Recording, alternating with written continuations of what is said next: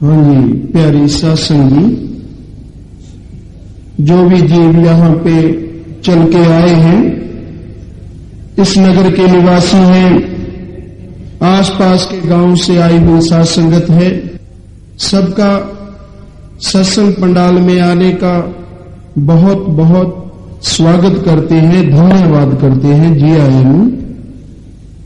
बाकी जैसा कि पता है पुरानी शासन को तो लगभग ये महीना जो है परमपिता बेपरवाह शास्त्र नाम सिंह जी महाराज के जन्मदिन मां के रूप में मनाया जाता है, तो सारी साथ संगत को परमपिता जी के जन्मदिन की लख लख बधाई हो जी, मुबारकबाद हो।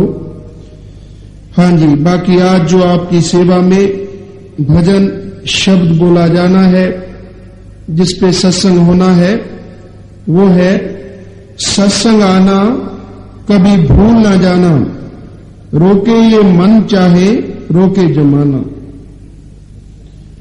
सत्संग से पहले आपको एक बात स्पष्ट कर दे कि भाई अपने तो सब धर्मों का सत्कार करते हैं, सब धर्मों को मानते हैं, सबसे प्यार करना और करवाना ही सिखाते हैं कि सबसे प्यार करें, सबका सत्कार करें, क्योंकि सब धर्मों को मानने वाला सबसे पहले इंसान है और सब इंसानों को बनाने वाली शक्ति एक ही है, चाहे उसे हम प्रभु कहें, ईश्वर कहें, रब, अल्लाह, गॉड, खुदा, वाहिगुरु, मालिक, जो मर्जी नाम दे, वो शक्ति एक है, उसके नाम लाखों हैं।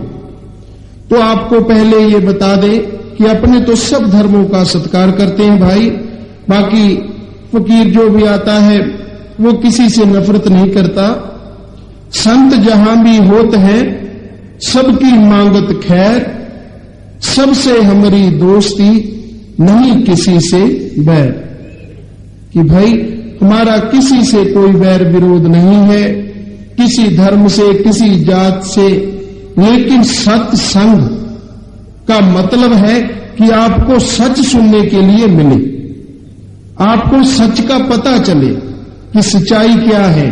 ना अपने ये दावा करते हैं कि किसी ग्रंथ से या किसी शास्त्र ज्ञान से कोई आपको बात सुनाएंगे, आपको वो बात सुनाएंगे जो अनुभव में की है, जिसका अनुभव हुआ है, जो असलियत है, जो आज के युग का सच है, उसमें रत्ती पर झूठ नहीं होगा। तो बात आई है सत्संग आना कभी भूल ना जाना। इंसान सोचता है वो सत्संग किसे माने, यहां पे साज बजते हो, प्रभु के बारे में बात की जाती हो, अच्छे अच्छे दोहे बोले जाते हो, क्या हम उसे सत्संग कह सकते हैं? वैसे तो मालिक का नाम लेना, प्रभु की बंदगी करना ही सत्संग है, लेकिन एक बात जो सत्संग को सबसे अलग कर देती है वो ये है कि सत्संग में जब प्रभु का नाम बताया जाता है, मालिक के बारे में बताया जाता है, तो उसके बदले में किसी से कुछ लिया नहीं जाता। सत्संग का शब्दों का हम अगर अर्थ निकालें तो बनता है सच का साथ, पर सबसे पहले आता है कि सच क्या है, कौन सी ऐसी चीज है जो कभी झूठ नहीं हो सकती, तो वो एक ही है परमात्मा, जो ना तो कभी बदला है ना बदलेगा, जैसा था वैसा है और वैसा ही रहेगा। प्रलय आ जाए चाहे महाप्रलय आ जाए, प्रभु को कोई असर नहीं होता। इसलिए अगर कोई सच है तो वो है परमात्मा, और सत्संग अगर कोई है तो वो जगह यहां पे हमें उस परमात्मा के मालिक के बारे में सुनने के लिए मिले और बदले में कुछ लिया ना जाए। सत्संग में ये आपको बताया जाएगा कि परमात्मा जो है वो सर्वशक्तिमान है, सब कुछ बनाने वाला है, जर्रे जर्रे में है, हर कण में है, धुन के रूप में, शब्द के रूप में, सूक्ष्म रूप में हर जगह प्रभु मौजूद है। वो सब कुछ बनाने वाला है, सब सृष्टि का कंट्रोल, काबू करने वाला है। पर अगर फर्ज कीजिए आपको ये कहे कि परमात्मा जो है वो सर्वशक्तिमान है, तो आप सच कहेंगे कि ठीक है जी, कि मालिक जो है वो बहुत ताकत वाला है, उसके लिए असंभव कुछ नहीं है, तो ये भी सच है। लेकिन बदले में मालिक की बात आपको सुनाई गई, घंटा दिया, 1.5 घंटा, 2 घंटे आपने बड़े प्यार से सुनी, बड़े ही खुश होकर सुनी, लेकिन उसके बाद अगर आपको कह दिया जाए कि अब ऐसा कीजिए, कुछ ना कुछ पैसा या कुछ ना कुछ दान आप परमात्मा के नाम पे देके जाइए, तो सोचने वाली बात है। एक तरफ तो वो इंसान कहता है कि परमात्मा जो है वो सारी सृष्टि को बनाने वाला है, और ये भी कहता है कि मैं उसी का भक्त हूं, उसी राम का मैं तो भक्त हूं, उसी को मानने वाला हूं। ये भी ठीक, पर फिर क्या वो मालिक, क्या वो परमात्मा जो सारी सृष्टि बना सकता है, तो अपने भक्त को चंद पैसे बना के नहीं दे सकता? अगर वो दे सकता है तो उसका भक्त दूसरों के आगे झोली क्यों फुलाता है? और फिर आप देखिए, क्या परमात्मा खुद प्रभु कभी आपके घर पैसा लेने आया है? कभी आपने परमात्मा के हाथ में कुछ दान दिया है? याद करके बताइए, कभी भी दिया हो? नहीं। आप देते हैं परमात्मा के भक्त को। पर सोचने वाली बात तो यह है ना कि जो परमात्मा सारी सृष्टि बना सकता है, उसके भक्त को मांगने की आवश्यकता क्यों पड़ी? किस लिए पड़ी? वो तो सीधा परमात्मा से मांगे, क्योंकि वो सारी सृष्टि को बनाने वाला है। हम तो आम लोग हैं, वो मालिक का भक्त है। तो बात आती है कि सत्संग के बदले में अगर कोई पैसा इकट्ठा करता है, मालिक के नाम पे अगर कुछ लिया जाता है, उसे हम सत्संग नहीं, एक सौदा कह सकते हैं। बात सच्ची है, कड़वी भी लगेगी, बुरी भी लगेगी, लेकिन इसमें लेश मात्र भी कोई झूठ हो तो बताएं। कहीं भी रूहानियत के ग्रंथ में, चाहे हिंदू महापुरुष हुए हैं, चाहे सिख गुरु सहवान हुए हैं, चाहे कोई मुसलमान फकीर हुआ है, किसी ने भी ऐसा नहीं लिखा कि आप परमात्मा को पैसा दें। लिखा है तो यही कि आप अपनी कमाई का 10वां हिस्सा निकालें, पर उसे दीन दुखियों की सेवा में लगाएं, अपने हाथों से, ना कि बीच में बिचौला डालें। पता नहीं वो कब रगड़ जाए बीच में से। तो सत्संग में सच सुनाने को और सुनने को मिलता है। सत्संग में कभी किसी स्वार्थ की बात नहीं होती। वो परमात्मा जो सृष्टि का रचिया है, रचने वाला है, सब कुछ करने वाला है, वो दाता है, मंगता कभी नहीं हो सकता। वो झोली भरने वाला है, किसी के आगे झोली कभी नहीं फैलाएगा।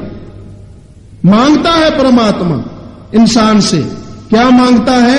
उसकी बुराइयां, उसकी वो नफरत जो उसके अंदर भरी हुई है, उसके वो बुरे ख्याल जिनकी वजह से वो सबको तड़फाता है और खुद भी तड़फता है।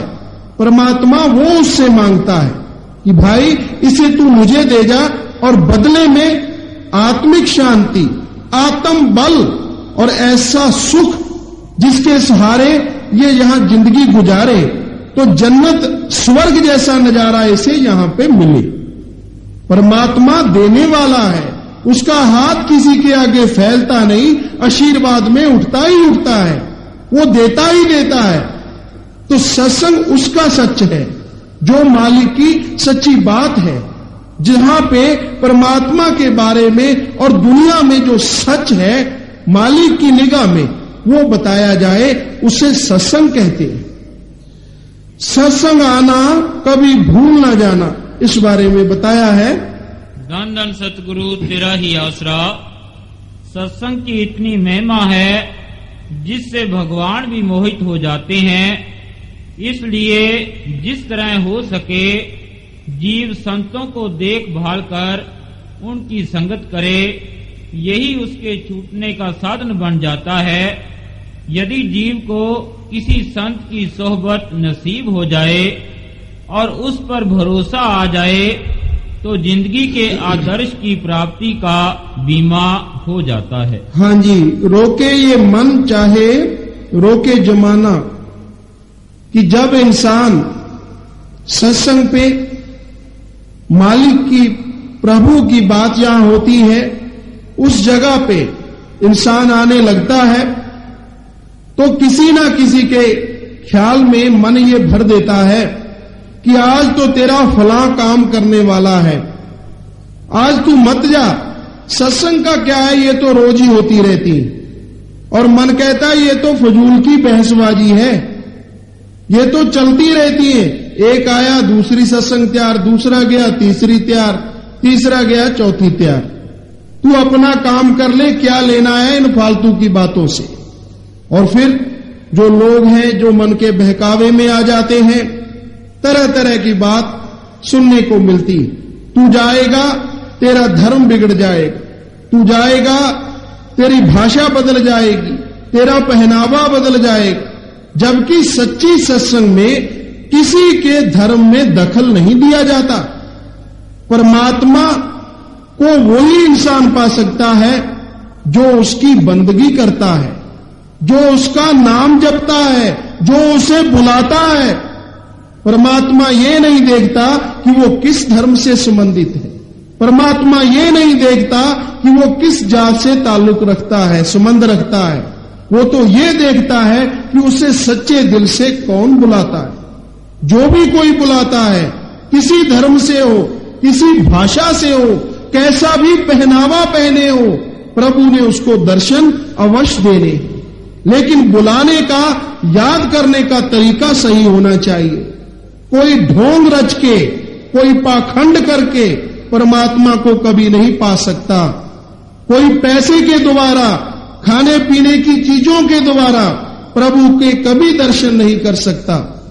अगर पैसे के द्वारा मालिक को देखा जा सकता तो जो अरबोंपति लोग हैं वो तो प्रभु को खरीद के अपने घर में बैठा लेते कि प्रभु जी 1 अरब रुपया आप ले लीजिए और हमारे घर से बाहर ना निकलना, क्योंकि तेरे को 1 अरब रुपया 1 अरब लोग ही देंगे 1-1 रुपया करके, और मैं तेरे को अकेला देता हूं। तो बेचारे जो कबीर जी, फरीद जी, रविदास जी धन्ना भक्त हुए, वो तो मालिक को पा ही ना सकते, फिर उनको कैसे मिल गया। रही बात खाने पीने की, कि जो कहता है आपको मोक्ष मिलेगा, मुक्ति मिलेगी, मालिक मिलेगा, आप घी लाइए, दूध लाइए, खाने के पदार्थ लाइए, तो जरा सोचिए, सोच के बताइए, हमारे ही देश में बहुत ऐसे लोग होंगे जिनको 2 समय का भोजन नहीं मिलता, 2 समय का खाना भी बड़ी मुश्किल से मिलता है। तो वो प्रभु जी के लिए कहां से वो घी दूध लाएंगे। इसका मतलब है वो तो फिर मालिक को पा ही नहीं सकते, क्योंकि उनके पास वो चीजें ही नहीं है जिनसे प्रभु आता है। पर भाई, कोई भी महापुरुष हुआ है रूहानियत का, रूहानियत के मतलब है कि जिसने पहले कुछ देखा अपने अंदर से, बाद में उसको दुनिया में बांटा। पहले प्रैक्टिकल खुद किया, फिर लोगों को करवाया, और उस पे जो चला उसे वाकई फल मिला। उन्हें रूहानी फकीर कहते हैं। तो रूहानी फकीरों ने ये लिखा है कि इंसान भगवान को पा सकता है। बस ना, अगर ये दूध घी वाली या पैसे वाली बात सच होती तो उन फकीरों ने लिखना था कि जिनके पास घी दूध या पैसे हैं वो इंसान ही प्रभु को पा सकता है। ऐसा तो कहीं नहीं लिखा। तो इसका मतलब है प्रभु को वही पा सकता है जो उसकी बंदगी करता है, चाहे वो गरीब है चाहे अमीर है। अब रही बात, कई बार ऐसा होता है जैसा हमें समझा दिया जाता है कि यहां खुशबू होती है, वहां प्रभु आता है। जैसे हम प्रभु के आने के लिए बड़ा कुछ करते हैं, दिखावे के लिए, अंदर से चाहे कभी उसे याद ही ना किया हो। जैसे बड़ी खुशबूदार अगरबत्ती लगा दी, बड़ा कुछ किया, धूप बत्ती कर दी, पर जरा सोचिए, अगर अगरबत्ती या इस धूप बत्ती में प्रभु खुश हो जाए तो सबसे पहले तो वो अगरबत्ती की फैक्ट्री में जाके बैठ जाएगा, वहां से नहीं उठेगा, क्योंकि वहां तो हर समय खुशबू रहती है। कितना अनजान है ये इंसान मालिक के बारे में, कितना वहम में इसे डाला हुआ है खाने पीने वालों ने। अरे सच तो ये है कि इंसान ही परमात्मा को पा सकता है और कोई जून नहीं। और इंसान का शरीर पवित्र है क्योंकि ये परमात्मा को देख सकता है। और वैसे देखा जाए तो इंसान कुछ ना कुछ फालतू चीज अपने अंदर हर समय लिए घूमता रहता है। तो कहने का मतलब प्रभु बाहरी दिखावे में नहीं आता, आप उसे सच्चे हृदय से याद करें, आप उसे अंदर से मालिक को बुलाएं, उसकी बंदगी करें, दिखावा चाहे बिल्कुल ना करें। बिल्कुल भी दिखावे की जरूरत नहीं है। बड़ा धनी से काम खलकत को क्या दिखावा, कि जब आपने प्रभु तक मतलब है, मालिक तक का आपका ख्याल है, तो दुनिया को दिखा के क्या लेना है। दुनिया को तो वो दिखाता है जिसने प्रभु के नाम पे ठगी मारनी हो। भ्रम तो वो रचता है जिसने दुनिया पे प्रभाव डाल के अपना कोई उल्लू सीधा करना हो। जो परमात्मा है, मालिक है, उसको कोई दिखावा अच्छा नहीं लगता। वो किसी एक धर्म में नहीं फंसता, वो सबका है, क्योंकि सब उसी के हैं। अव्वल अल्लाह नूर उपाया, कुदरत के सब बंदे, एक नूर ते सब जग उपजा, कौन भले कौन मंदे। ये दो लाइनें हैं, सुनने में बहुत अच्छी लगती हैं, हम सुनते हैं, श्रद्धा रखते हैं, लेकिन यहां मानने की बात आती है तो बहुत कम मानते हैं। क्या कहा है, हालांकि गुरु साहबानों ने यह वाणी लिखवाई है, लेकिन इसमें शब्द क्या है परमात्मा के लिए, अव्वल अल्लाह। अब आप हिसाब लगाइए कि उस समय में क्या ऐसा कुछ था नफरत, अगर होती तो ये अल्लाह की जगह कुछ और आना चाहिए था। अव्वल अल्लाह नूर उपाया, कुदरत के सब बंदे, कि सबसे पहले परमात्मा ने, अल्लाह ने, रब ने अपने आप को एक नूर के रूप में पैदा किया, बनाया, और उसी नूर से सारा संसार, सारी सृष्टि की रचना हुई है। जब हम सब एक ही नूर से बने हैं, जब हम सबके अंदर अमर चीज आत्मा एक ही परमात्मा से बिछुड़ के आई है, तो हम नफरत क्यों करते हैं, किस लिए करते हैं? क्यों? क्योंकि हमें मन बहकाता है। मन क्या है? इंसान के अंदर बुरे विचार देने वाली शक्ति, उसका कोई आकार नहीं है। इंसान के अंदर जो बुरे ख्याल उठते हैं, बुरी भावनाएं पैदा होती हैं, उसे कहा जाता है मन। और अच्छे ख्याल, भलाई की तरफ जो ख्याल जाते हैं, उसको देने वाले को कहा जाता है आत्मा। यानी बुराई का प्रतीक है मन और अच्छाई की प्रतीक है आत्मा। तो ये मन बहकाता है इंसान को, मालिक की तरफ नहीं आने देता, बुरी तरफ ही लेके जाता है। परम पिता शास्त्र नाम सिंह जी महाराज इस मन को कहते कि ये काल का वकील है। जैसे सारी दुनिया में लाखों करोड़ों की तादाद में वकील काम करते हैं, लेकिन फिर भी उनसे काम पूरा नहीं हो रहा, कह देते हैं आगे से आगे तारीख ढलती चली जाती है। और दूसरी तरफ सारी त्रिलोकी, सूक्ष्म, स्थूल और कारण, ये त्रिलोकी जो है, इस सारी का मन अकेला वकील है, जो बुरे से बुरे ख्याल दे देता है, लेकिन खाली का खाली रहता है। बोलता है ये तूने कर लिया तो और बताऊं। इंसान के अंदर कई बार ख्याल आता है भलाई का, कि भाई हमने बहुत ठगियां मार ली, बहुत भ्रष्टाचार से पैसा इकट्ठा कर लिया, अब क्यों ना इसे छोड़ के मालिक की बंदगी में लगा जाए। तो अंदर से दूसरी आवाज आती है जो मन की है। क्या कहता है? अरे एक तू भक्त बन जाएगा तो क्या हमारा देश सुधर जाएगा? जितने और लोग लगे पड़े तू भी लगा रहे, रगड़ता जा, जितनों को रगड़ सकता है, कोई हर्ज नहीं। तो ये इंसान को अच्छी तरफ नहीं आने देता। तो यही कहा है कि अच्छी चीज और सच्चाई सुनने की आप में दिल गुर्दा है, ताकत है, तो सच्ची सत्संग में आए, तब पता चलेगा कि सच्चाई क्या है, झूठ क्या है, पाखंड क्या है और असलियत क्या है। यही बताया है, सत्संग आना कभी भूल न जाना, रोके ये मन चाहे रोके जमाना, सत्संग आना कभी भूल न जाना, भूल न जाना।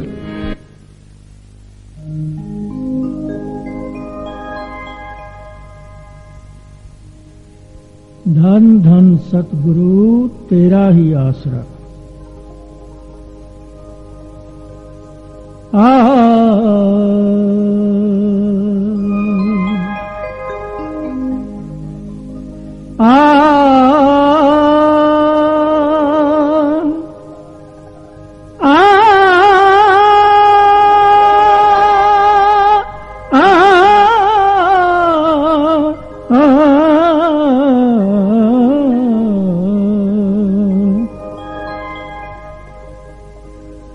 एक घड़ी आधी घड़ी,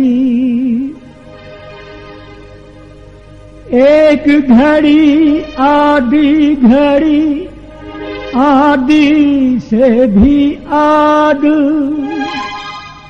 संतन सेती दोषते, जो कीने सो लाव। कबीरा संगत की जय साधकी, कबीरा संगत की जय साधकी, साहिब आवे याद, लेखे में साई घड़ी, बाकी बाद बाद। सत्संग आना कभी भूल न जाना,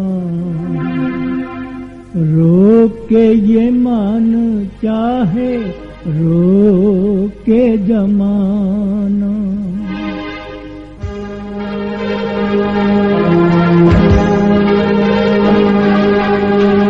सत्संग आना कभी भूल न जाना, रोके ये मन चाहे रोके जमाना। सत्संग आना कभी भूल न जाना, रोके ये मन चाहे रोके जमाना।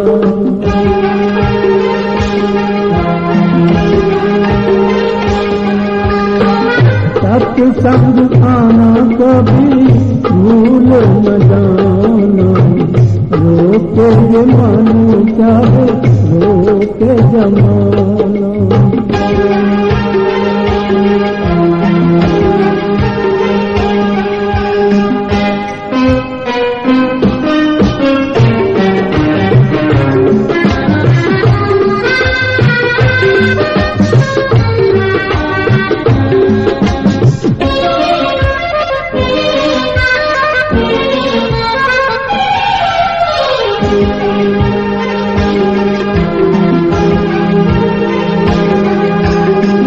सत्संग में सब भेद खुले हैं, कीमती सुवास किस लिए मिले हैं।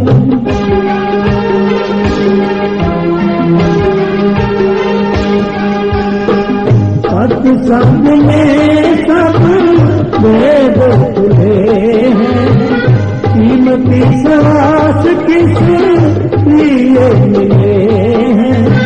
सच्चा सौदा करने को यहाँ पर आया, यहाँ पर आया।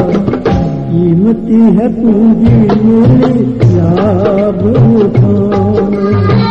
सत्संग आना कभी भूल न जाना, रोके जमानो चाहे रोके जमानो।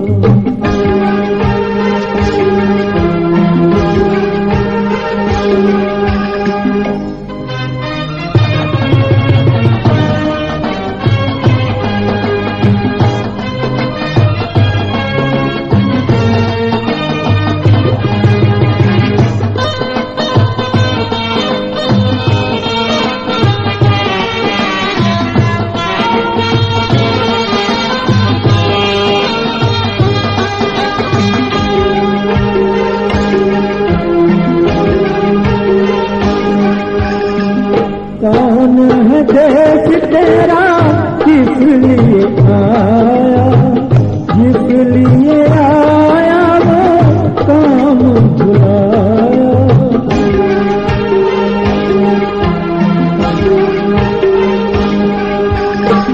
कौन है देश तेरा किस लिए आया, जिस लिए आया वो काम भुलाया। पांच चोर तेरे पीछे लगे हैं, पीछे लगे हैं। रहना होशियार इनसे पूंजी बचाना, सत्संग आना कभी भूल न जाना। रोके जमानो चाहे रोके जमाना।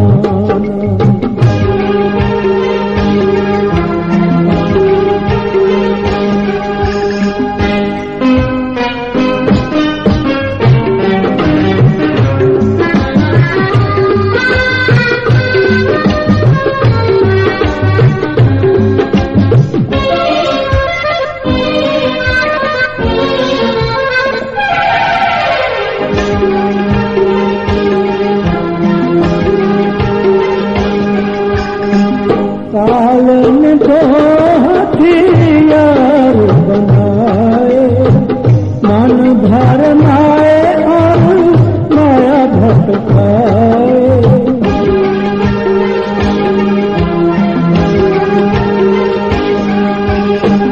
कालन को हथियार बनाए, मन भरमाए और माया भटकाए। जीव को फंसाने लिए जाल बनाया, ही जाल बनाया। माया के जाल में है नाव फंस जाना। सत्संग आना कभी भूल न जाना। रोके मन चाहे रोके जमाना।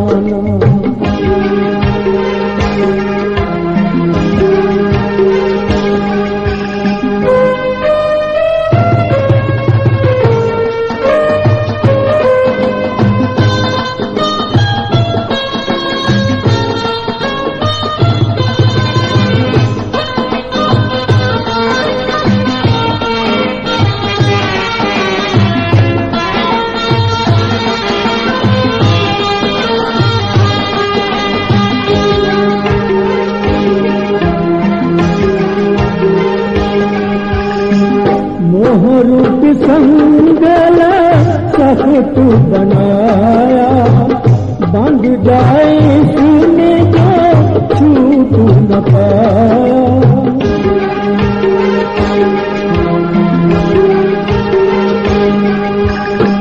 मोहरूप संगल सख्त बनाया, बंध जाए इसमें जो छूट न पाया। बाल पटे कर वार बनाया, परिवार बनाया। अंत समय किसे साथ न निभाना। सत्संग आना कभी भूल न जाना। रोके मन चाहे रोके जमाना।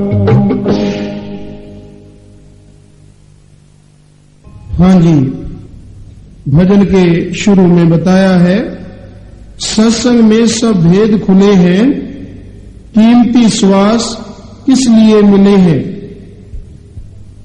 सत्संग में जब इंसान आता है तो पता चलता है कि हमारे जो श्वास हैं ये कितने कीमती हैं, इनका क्या मोल है।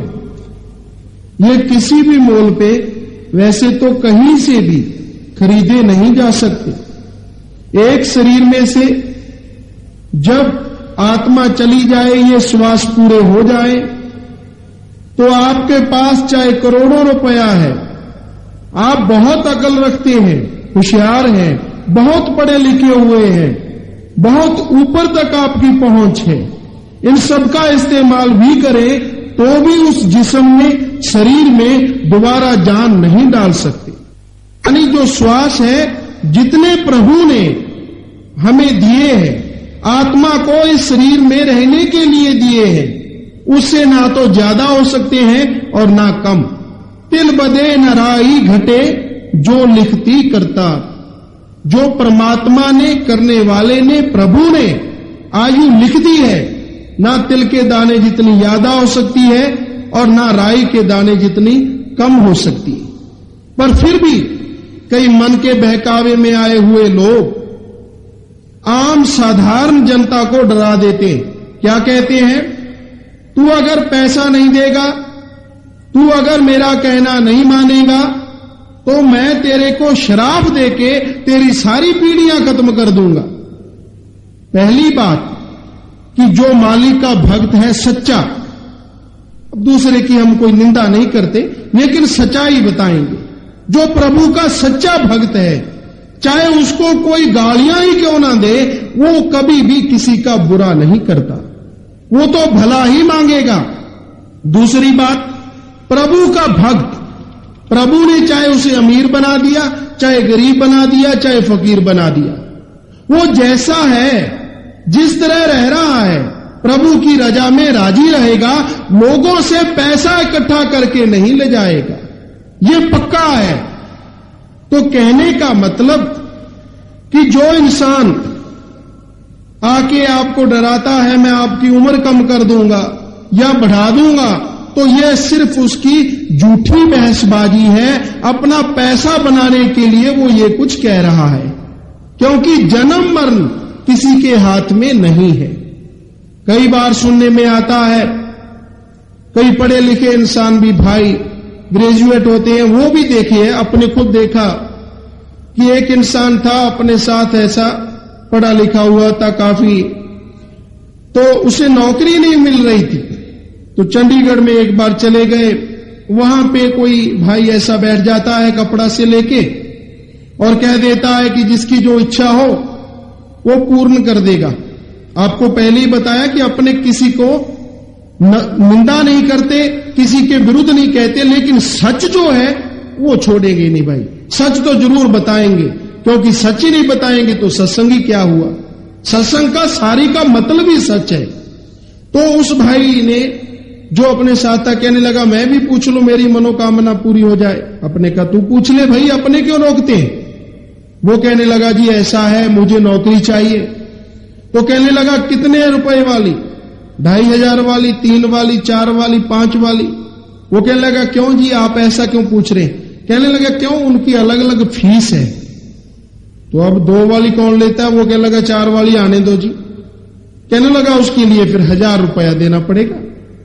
अपने तो बहुत कहा कि भाई रहने दे, पर नहीं माना, 1000 दे दिया। तो कहने लगा, ऐसा है आपके ऊपर कुछ जो ग्रह है ना वो गलत चल रहे हैं। ग्रह बेचारे कहां है, इंसान कहां है, पता नहीं कैसे चल जाते हैं, ये तो वो ही जाने।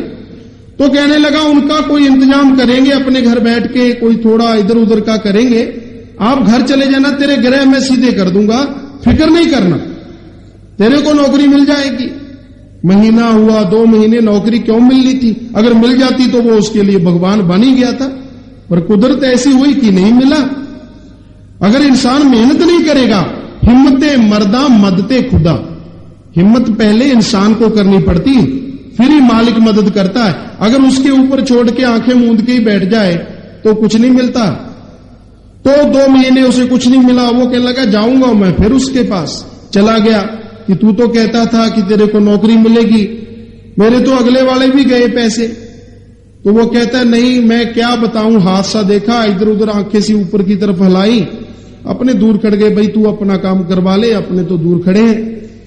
तो इधर उधर देख के कहने लगा, भाई तेरे जो वो नक्षत्र जो ग्रह है ना वो तो हो गए सही, लेकिन अब क्या किया जाए, तेरे ऊपर राहु केतु जी आ गए, अब उनका इंतजाम होगा, 500 और दे दीजिए, फिर देखना नौकरी मिलेगी।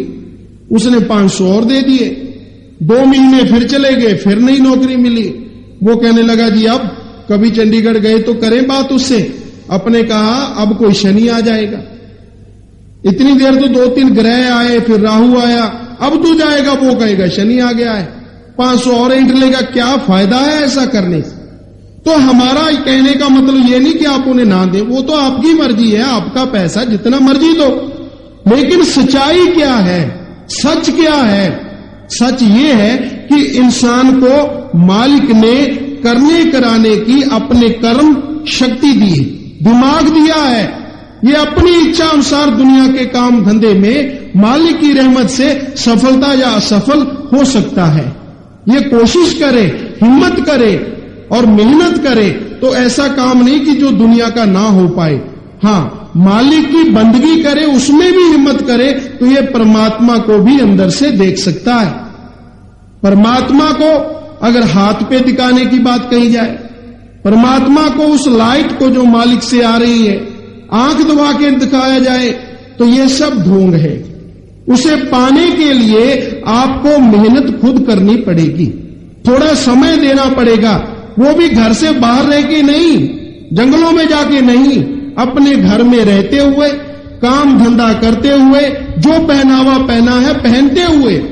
मालिक की बंदगी तो जीवा से करनी है भाई, बाहर जाने का क्या मतलब। आप प्रभु की बंदगी करें, सिमरण करें, तो मालिक आपको जरूर मिलेगा। तो ये जो श्वास हमें मिले हैं, ये प्रभु की बंदगी करने के लिए मिले, ना कि व्यर्थ गुजार देने के लिए।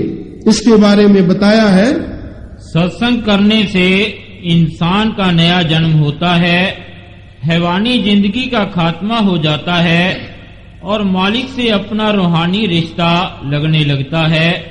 कर्मों से नेह कर्म होता जाता है, हौमे की मैल उतर जाती है और नाम रूपी जहाज पर बैठकर जीव भव सागर से पार हो जाता है। हाँ जी, कीमती श्वास किस लिए मिले हैं? सच्चा सौदा करने को यहाँ पर आया, कीमती है पूंजी मिली लाभ उठाना। इन श्वासों के बारे में कबीर साहब जी ने अपनी बानी में कहा है, कबीरा सोया क्या करे, जागन की कर चौम, ए दम हीरा लाल है, गिन गिन गुर को सौम।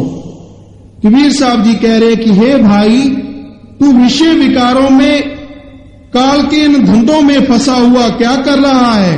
क्यों सो गया है तू? तेरे ये जो दम है हीरे लाल जवाहरात की तरह कीमती है, इन्हें तू मालिक की बंदगी में गिन गिन के लगाता जा। पर इस कलयुग में अगर किसी को कहा जाए कि तूने हर श्वास प्रभु की बंदगी में लगाना है, तो कहेगा जी मेरे तो हाथ जोड़े, अभी से कैसे फकीर बन जाऊं। तो महापुरुषों ने इस कलयुग में यही रास्ता रखा है कि भाई जितना भी समय तेरे को मिलता है, तू प्रभु की बंदगी में लगा, वो समय तुम्हें हर समय यहां भी सुख देगा और आत्मा के भी साथ रहेगा। समय कौन सा? फर्ज कीजिए आप अपने दफ्तर तक जाते हैं, अपनी दुकान तक जाते हैं, अपने खेत तक जाते हैं, पैदल जा रहे हैं चाहे गाड़ी में जाना, तो आपने अगर पैदल जाते हैं तो अपनी लातों के द्वारा है, और गाड़ी पे बैठे हैं तो जा ही रहे हैं। तो मालिक का नाम तो जीवा से जपना है, इसमें कहां से रुकावट आ गई? आप चलते जाइए और जीवा से प्रभु की भक्ति करते जाइए। वो जो समय आपने लगाया, वो जो क्षण जिनमें आपने प्रभु को बुलाया, वो मालिक इस कलयुग में जरूर मंजूर करता है। चौथे पातशाह श्री गुरु रामदास जी कहते हैं कि आप चलते, बैठ के, लेट के, पहनते, खाते, पीते प्रभु को याद करें। कलयुग में जो समय आपने मालिक की याद में लगाया, वो मालिक डाढ़ा है, पूरा है, वो आपकी बीच में ही मुक्ति मोक्ष कर देवेगा।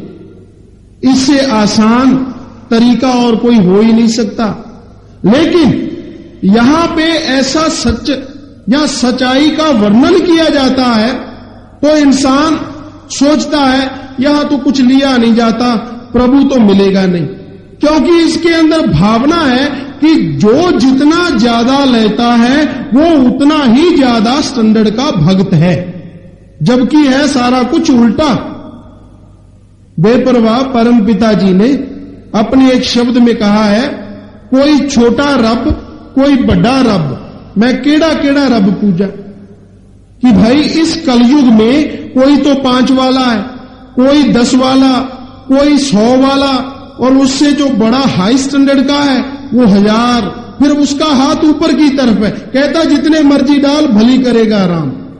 अरे अगले की भली करे ना करे, तेरी तो भली होगी, क्योंकि झोली भर गई, लाखों इकट्ठे कर लिए, तेरा तो बन गया काम, अगले का बने ना बने वो राम ही जाने। ठीक है बात। तो कहने का मतलब सच्चा भक्त संत जो भी पीछे हुआ है, आप उसकी तरफ निगाह मारे। क्या कभी किसी से उसने पैसा मांगा? क्या कभी किसी से उसने कोई ऐसी बात की कि मैं आऊंगा और आप लाखों रुपया मुझे देना? कभी भी नहीं, ऐसा नहीं कभी भी होता। मालिक का जो भक्त है वो तो उल्टा मालिक से मांग के लोगों में देता है, लोगों का मांग के लोगों को नहीं देता। तो कहने का मतलब परमात्मा का सच्चा भक्त वही बन सकता है जो इन श्वासों को प्रभु की बंदगी में लगाए। कोई भी इंसान आप में से ये जरूरी नहीं है कि वो ऐसा होगा। जो प्रभु को याद करेगा वही प्रभु को प्यारा है। जो प्रभु के नाम पे ठगी मारता है वो बच नहीं पाता। एक इंसान दूसरे इंसान को लूट के ले जाता है, उसे हम ठग कहते हैं। अब सच्ची बात है, बेपरवाह परम पिताजी सुनाते कि सच जो है इस कलयुग में वो नमक और मिर्च की तरह लगता है, क्योंकि सच है। और झूठ जो है इस कलयुग में गुड़ की तरह है, बड़ा मीठा लगता है। फर्ज कीजिए कोई आदमी है बड़ा गुंडा है, उसके पास कोई जाता है और उसे कहता है जी तू तो बहुत अच्छा आदमी है, तेरे जैसा अच्छा आदमी तो इलाके में नहीं है, तू तो कमाल का आदमी है, तो वो उसमें खुशी होगा। और अब एक सच्चा इंसान चला जाए, वो कहे जी तेरे जैसा गुंडा तो दुनिया में नहीं है, तो वो क्या उसे घर से धक्के नहीं देगा? कड़वा तो लगाना, हालांकि उसने सच कहा। तो वही बात रूहानियत की है कि जो सच कहा जाता है वो कड़वा लगता ही लगता है। इसलिए भाई माफ करना, अगर कड़वा लगे तो हजम जरूर कर लेना। आपको किसी को नहीं कह रहे, किसी धर्म को किसी जात को नहीं कह रहे, लेकिन जो सच है वो आपको जरूर बताएंगे। मालिक के जितने भी भक्त हुए हैं, रविदास जी हुए, बताते हैं वो इन जूतों का काम करते थे, मालिक को बड़े प्यारे थे। तो उन्होंने अपने वो जो पत्थर होता है सिल पत्थर, उसके नीचे से गंगा बगा दी थी अपनी भक्ति की शक्ति से, और उसमें से सोना बहता हुआ जा रहा था। कहने लगे जितने मर्जी निकाल लो, निकालना चाहते हो। तो कहने का मतलब जो प्रभु का भक्त है, जो मालिक का प्यारा है, वो पैसे का प्यारा कभी नहीं हो सकता, वो माया का यार कभी नहीं बनेगा। जो प्रभु का प्यारा है, जो ढोंग है, जो इंसान को लूटने के लिए दिखावा है, तो वो भाई हमारे कमी नहीं है। बढ़ता ही चला जा रहा है ये सिलसिला, पता नहीं कहां रुकेगा, ये तो मालिक जाने। लेकिन मालिक के नाम पे लूटना बहुत बड़ी ठगी है। परमात्मा को दिखा देना और हमारी जो भावना है वो खड़ी हो जाती है कि वाकई जी हम श्रद्धा रखते हैं, हम सिर झुकाते हैं, झुकाना भी चाहिए, लेकिन उसके बदले में पैसा ले लिया और उसे अपने बच्चों में लगा दिया, तो सोचिए क्या वो प्रभु जी के पास गया जो पैसा हमने दिया? क्या वो मालिक ने ले लिया? बिल्कुल नहीं। तो भाई इनसे बचे और मालिक की बंदगी करें, उसके लिए कुछ खर्च नहीं करना पड़ता। माना दुखिए को झूठ प्यारा लगता है, ये कहावत है, लेकिन झूठ में पड़ के फंसते ही चले जाना, ये कहां की सियानत? इंसान को तो मालिक ने ऐसा नहीं बनाया। सोचने समझने की, सच को पकड़ने की शक्ति दी है, जरा सोच के तो देखे। पर ये सोचने के लिए जोर नहीं देता, बस पैसा दे देता है।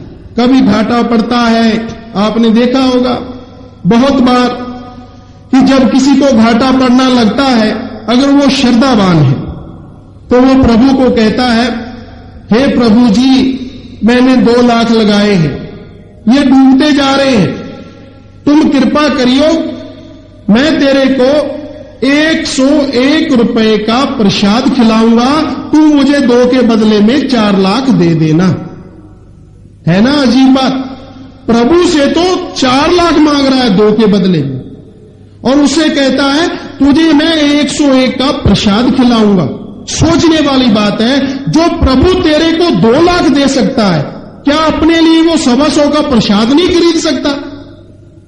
है ना अजीब बात। और फिर हम क्या करते हैं, जरा सच्ची बात है, कड़वी लगेगी, हम क्या करते हैं, जाते हैं जिस भी प्रभु को हम मानते हैं, जाते हैं और जाके क्या करते हैं, जो वो डिब्बा है प्रसाद वाला, उसमें से 1 पीस निकालते हैं और प्रभु को देते हैं और पेट फोड़ लेते हैं, और बाकी का माल, वो प्रसाद भी 101 में से भी सारा नहीं प्रभु को देते, 1 पीस, और बाकी अपने बच्चों को, यारों दोस्तों को ये कह के खिला देते हैं कि ये प्रभु का प्रसाद है। अरे क्या प्रभु ने भोग लगाया उसमें से? क्या प्रभु ने हाथ से उस पर आशीर्वाद दिया कि बेटा तू बच्चों को बांट ले? या फिर क्या प्रभु ने तेरी बांह पकड़ी, अरे तू मेरे साथ भी ठगी मारता है, मेरा प्रसाद तू घर क्यों लिए जा रहा है? क्या कभी प्रभु ने ऐसा कहा? नहीं कहा।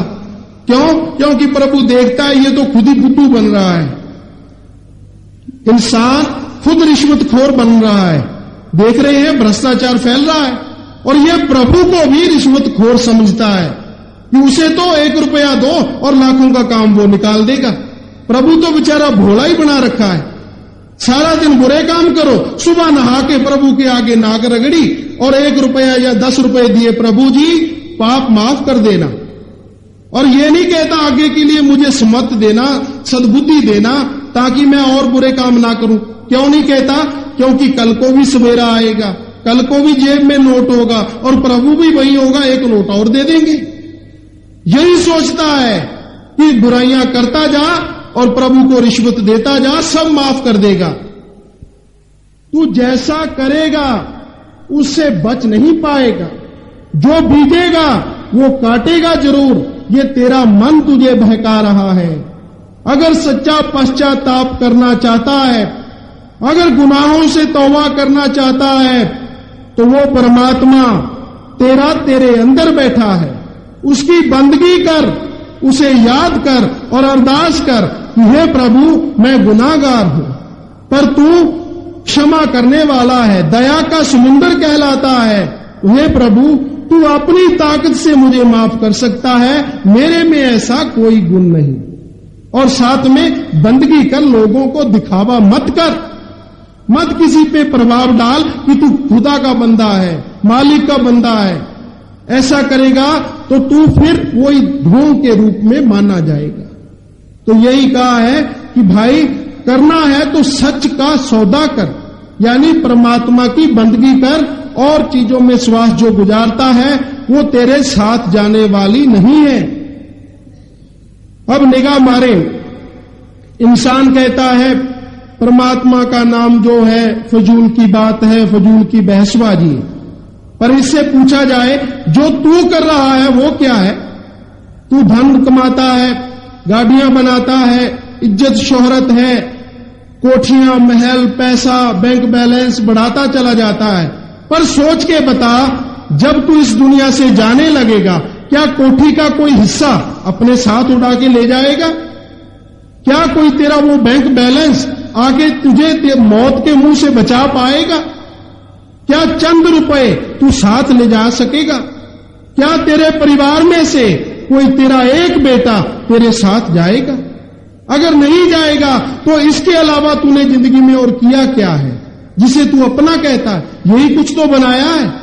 और जब मौत आएगी, अरे और तो क्या जाना था, ये जो तेरा शरीर है ना, जिसके द्वारा तूने सब कुछ बनाया है, ये तेरा शरीर तेरे वही अपने बेटे एक दिन चिता पे रख के आग दे देंगे, जहां जमीन में दफना देंगे। क्या ऐसा नहीं हुआ? तू निगाह मार अपने बुजुर्गों की तरफ, तू देख उनको जो अब इस दुनिया में नहीं है, ये दुनिया छोड़ के चले गए। क्या उन्होंने कुछ नहीं बनाया? तेरे दादा परदादा बनाया होगा, और नहीं तो बाल बच्चे तो आप उनके ही हैं। तो जब वो इस दुनिया से जाने लगे तो क्या अपने आप में से आप उनके बेटे हैं? किसी एक बेटे ने कहा हो कि मेरे पिताजी तो अकेले जा रहे हैं, मैं तो साथ जाऊंगा। क्या कोई गया उनके साथ? नहीं गया। तो तू कैसे उम्मीद करता है कि तेरे साथ कोई चला जाएगा? जिन्हें तू अपना कहता है, जो कि वास्तव में फजूल है, उन्हें तो तू अपना कहता है। और परमात्मा की बंदगी, मालिक का सच्चा नाम, जो हर समय हर पल जीव के साथ रहता है, आत्म बल, आत्मिक शांति और सुखों का खजाना है, उसे तू फजूल की बातें कहता है। समझ नहीं आती तेरे को। क्यों? क्योंकि तेरे को समझाने वाला भी वैसा ही मिलता है। कहता है पैसा दे और निकल जा, प्रभु तुझे माफ करेगा। क्यों कहता है ऐसा? वो सच क्यों नहीं बताता? अगर वो सच बताए तो उसको कोई पैसा कैसे देगा? कौन उसकी खाली झोली को भरेगा? क्योंकि प्रभु को तो उसने देखा नहीं। जिसने प्रभु को देखा है वो कभी मंगता बनता ही नहीं, कभी भी। तो भाई यही कहा है कि अपने जो श्वास है उन्हें मालिक की बंदगी में लगा। हाँ जी, कौन है देश तेरा किस लिए आया, जिस लिए आया वो काम भुलाया। 5 चोर तेरे पीछे लगे हैं, रहना होशियार, इनसे पूंजी बचाना। इस बारे में बताया है, हमारा निज धाम मालिक का देश सचखंड है। हमें मालिक से बिछड़ कर आए मुद्दतें हो गई हैं, ये भी याद नहीं कि कब से हम भरम रहे हैं। हाँ जी, कि हम सोचते हैं ये जहान हमारा अपना है, लेकिन महापुरुषों का कहना है ये एक रात का सपना है। रात को सपना आता है, इंसान बड़ा कुछ बना लेता है, बहुत कुछ, लेकिन जब आंख खुलती है वही अपना घर होता है, वही चारपाई होती है, सब कुछ वही होता है। यानी सपना टूट जाता है। और बेपरवाह परम पिताजी आम कहते सपने के बारे में, सपने दे पुत पोते कदे देखे नहीं हड़बोंदे। यानी सपने में अगर बेटे हो जाएं, आगे पोते हो जाएं, और इंसान सोचे ये मेरी जाके जमीन जोत लेंगे या मेरी दुकान को जाके खोल के सौदा बेच देंगे, तो क्या ये सच हो सकता है? कभी नहीं। क्यों? क्योंकि वो तो सपने की चीज ही खत्म हो गई। लेकिन ये जो जिंदगी रूपी सपना है ना, ये थोड़ा लंबा है। 40 साल, 50, 60, 70, 90 इतनी आयु जब हो जाती है और यहां से जब जाने लगता है, रात का सपना तो टूटता है आंख खुलने से, और ये दुनिया का सपना टूटता है जब दुनिया की तरफ से आंख बंद होने लगती। जब मौत सामने नजर आती, सब बच्चे, सब दौलत, सब जमीन, सब कोठियां, सब महल जो बड़ी रीझ से, बड़े प्यार से बनाए थे, इसे काटने को दौड़ते हैं। क्यों? क्योंकि इसे लगता है ये तो यहीं रह रहे, मेरे साथ तो कुछ जा नहीं रहा। तो भाई यहां रहना भी एक सपने की तरह है। हमारे कहने का मतलब ये नहीं कि आप अपना काम धंधा ना करें, आप पैसा ना कमाएं, आप बाल बच्चों का पालन पोषण ना करें। आप पैसा भी कमाएं, बच्चों का पालन पोषण भी करें। हमारे कहने का मतलब है उनमें फंस के प्रभु को मत भूलें। वो काम भी करते जाएं, लेकिन मेहनत की कमाई से, हक हलाल की कमाई से, 10-9 की किर्त कमाई से धन दौलत कमाएं, और फिर देखें उसमें कितना मजा है। लेकिन इंसान ऐसा नहीं करता। वो तो दरवाजे में से आने वाली, मेज के नीचे से, मेज के ऊपर से, खिड़की में से आने वाली पे ज्यादा यकीन रखता है। और ये जो अत्याचार की दौलत है ना, किसी को चाहे बुरा ही लगे, दुनिया की निगाह में इंसान को अमीर बना सकती है, उसे बड़ा बना सकती है, लेकिन उसके अपने अंदर वो निगाह मारे, कभी भी शांति उसे नहीं मिलेगी। अशांति फैली रहती है, कोई ना कोई रोग, कोई ना कोई परेशानी हर समय उस इंसान पे हावी रहती है, और घर में सुख शांति नहीं मिलती। बहुत करोड़ोंपति लोग मिलते हैं, लाखोंपति लोग मिलते हैं, आके बात करते हैं, पूछते हैं भाई सुनाइए क्या सेवा करें आपकी। कहते हैं महाराज जी बहुत कुछ है हमारे पास, धन दौलत, बाल बच्चे, नौकर चाकर, तो उनसे पूछते हैं भाई क्या नहीं है, आप तो बहुत अमीर हैं। नहीं, एक चीज नहीं है। वो क्या? ना तो घर में प्यार है और ना ही हमें कभी शांति मिलती है। हर समय बेचैनी लगी रहती है, अजीब तरह का भय, अजीब तरह की अशांति हर समय फैली रहती है। अगर पैसे से शांति या आत्मबल खरीदा जा सकता तो वो लोग खरीद सकते थे। वो कैसे मिल सकता है? परमात्मा की बंदगी करने से, सुनने से कुछ समय के लिए शांति मिल सकती है, थोड़े समय के लिए, लेकिन उस पे चलने से हर समय के लिए शांति मिल सकती है अगर कोई इंसान चले। तो यही कहा है कि भाई तू मालिक की बंदगी कर, परमात्मा को याद कर, वो ही तुझे अंदर से शांति देगा। और वरना ये 5 चोर जो तेरे पीछे लगे हुए, तेरी दौलत को लूट रहे, 5 चोर कौन से हैं? काम, क्रोध, लोभ, मोह और अहंकार। ये 5 ऐसे सूक्ष्म चोर हैं कि जो इंसान को घेरे हुए, दिखने में नहीं आते, कहीं नजर नहीं आते, लेकिन अपना काम निरंतर करते रहते। किसी को क्रोध आ जाए, चंडाल का रूप धारण कर लेता है, उसे अपना पराये की सूझ नहीं रहती, दिमाग काम छोड़ जाता है। क्रोध में आके इंसान कई बार अपनों का ही बुरा कर बैठता है, चाहे उसके लिए सारी जिंदगी ही क्यों ना पछताना पड़े। तो ये है क्रोध चोर। और दूसरा है काम, विषय विकार, भोग विलास, जिसके पीछे इंसान कुछ ज्यादा ही खोता जा रहा है। इसमें जब पड़ जाता है तो अंधा हो जाता है, उसके लिए कोई रिश्ता नहीं, कोई नाता नहीं, कोई संबंध नहीं, बस एक तरफ ही नजर होती है और बुरी तरफ, बुरे ख्याल। वो इंसान भी तड़पता रहता है जिंदगी भर, बुरे जो ख्यालों में फंसा हुआ है, बुरे जो काम करता है।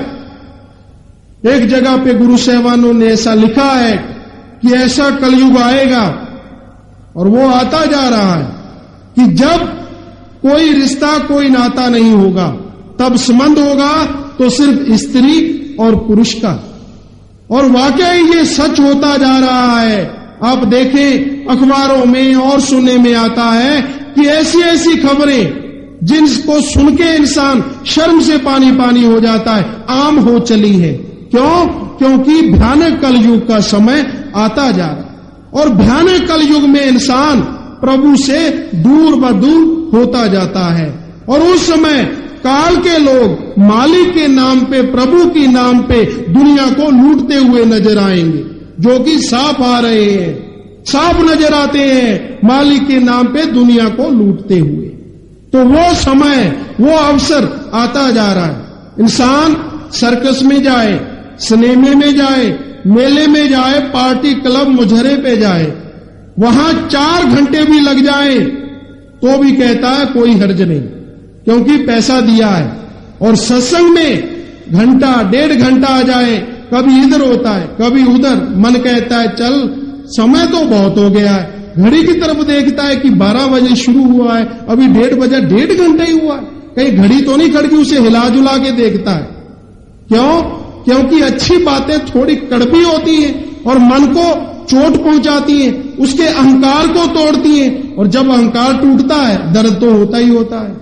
तो इंसान कहता है भाग चल किसी ना किसी बहाने, फिर कहता है अच्छे भी नहीं लगेंगे, तो थोड़ी समझ भी रखता है ना, लोग देखेंगे कि ये भागा हुआ क्यों जा रहा है, कहीं ये डरता हुआ तो नहीं भाग रहा, कहीं ये सबसे झूठा तो नहीं, इसलिए जैसे तैसे करके बैठा हुआ है। बहुत अच्छा है, बैठेगा, सुनेगा तो इसके अंदर भी कुछ बढ़ेगा, धसेगा इसके अंदर। जो शुरू से झूठ से जुड़ा हुआ है वो झूठ के जंदरे टूटेंगे, और सच्चाई से इसे वास्ता पड़ेगा, सच्चाई को यह पहचानेगा और मानेगा तो सारी जिंदगी खुशियां भी लेगा, हर समय खुशी में भी रहेगा। तो भाई यही बताया है कि आप मालिक की बंदगी करें, उससे रोकने के लिए ये 5 चोर आपको लूट रहे हैं। फिर है मोह, लोभ, अहंकार, ये भी लूटते हैं निरंतर। परम पिताजी सुनाते, पीछे लग गया छड़दाना एक ठग जी, तेरे ता मगर गए 5 लग जी, भज लै भजीदा, फड़िया के फड़िया, लुट लेन वस्ती ठगां दी बढ़िया, कि भाई पीछे लगा तो एक ठग नहीं छोड़ता, अपनी आई पे आ जाए तो हमारी दौलत लूट के ले जाता है। तेरे तो भाई पीछे 5 लग गए, और वो भी ऐसे कि नजर नहीं आते। भाग ले, मालिक की बंदगी का सहारा लेके इनसे दूर हो जा, वरना तुझे ये लूट लेंगे। क्योंकि एक तरह तू उनकी बस्ती में आ गया, उनके गांव में आ गया। ये काल का देश है, ये झूठ का देश है। यहां पे इंसान कुछ समय के लिए ही रहता है। हां जी, अगले अंतरे में बताया है, काल ने 2 हथियार बनाए, मन भरमाए और माया भटकाए। जीव को फंसाने लिए जाल बनाया, माया के जाल में है ना फंस जाना। इस बारे में बताया है, काल नहीं चाहता जो कोई जीव उसके राज में से निकल जाए।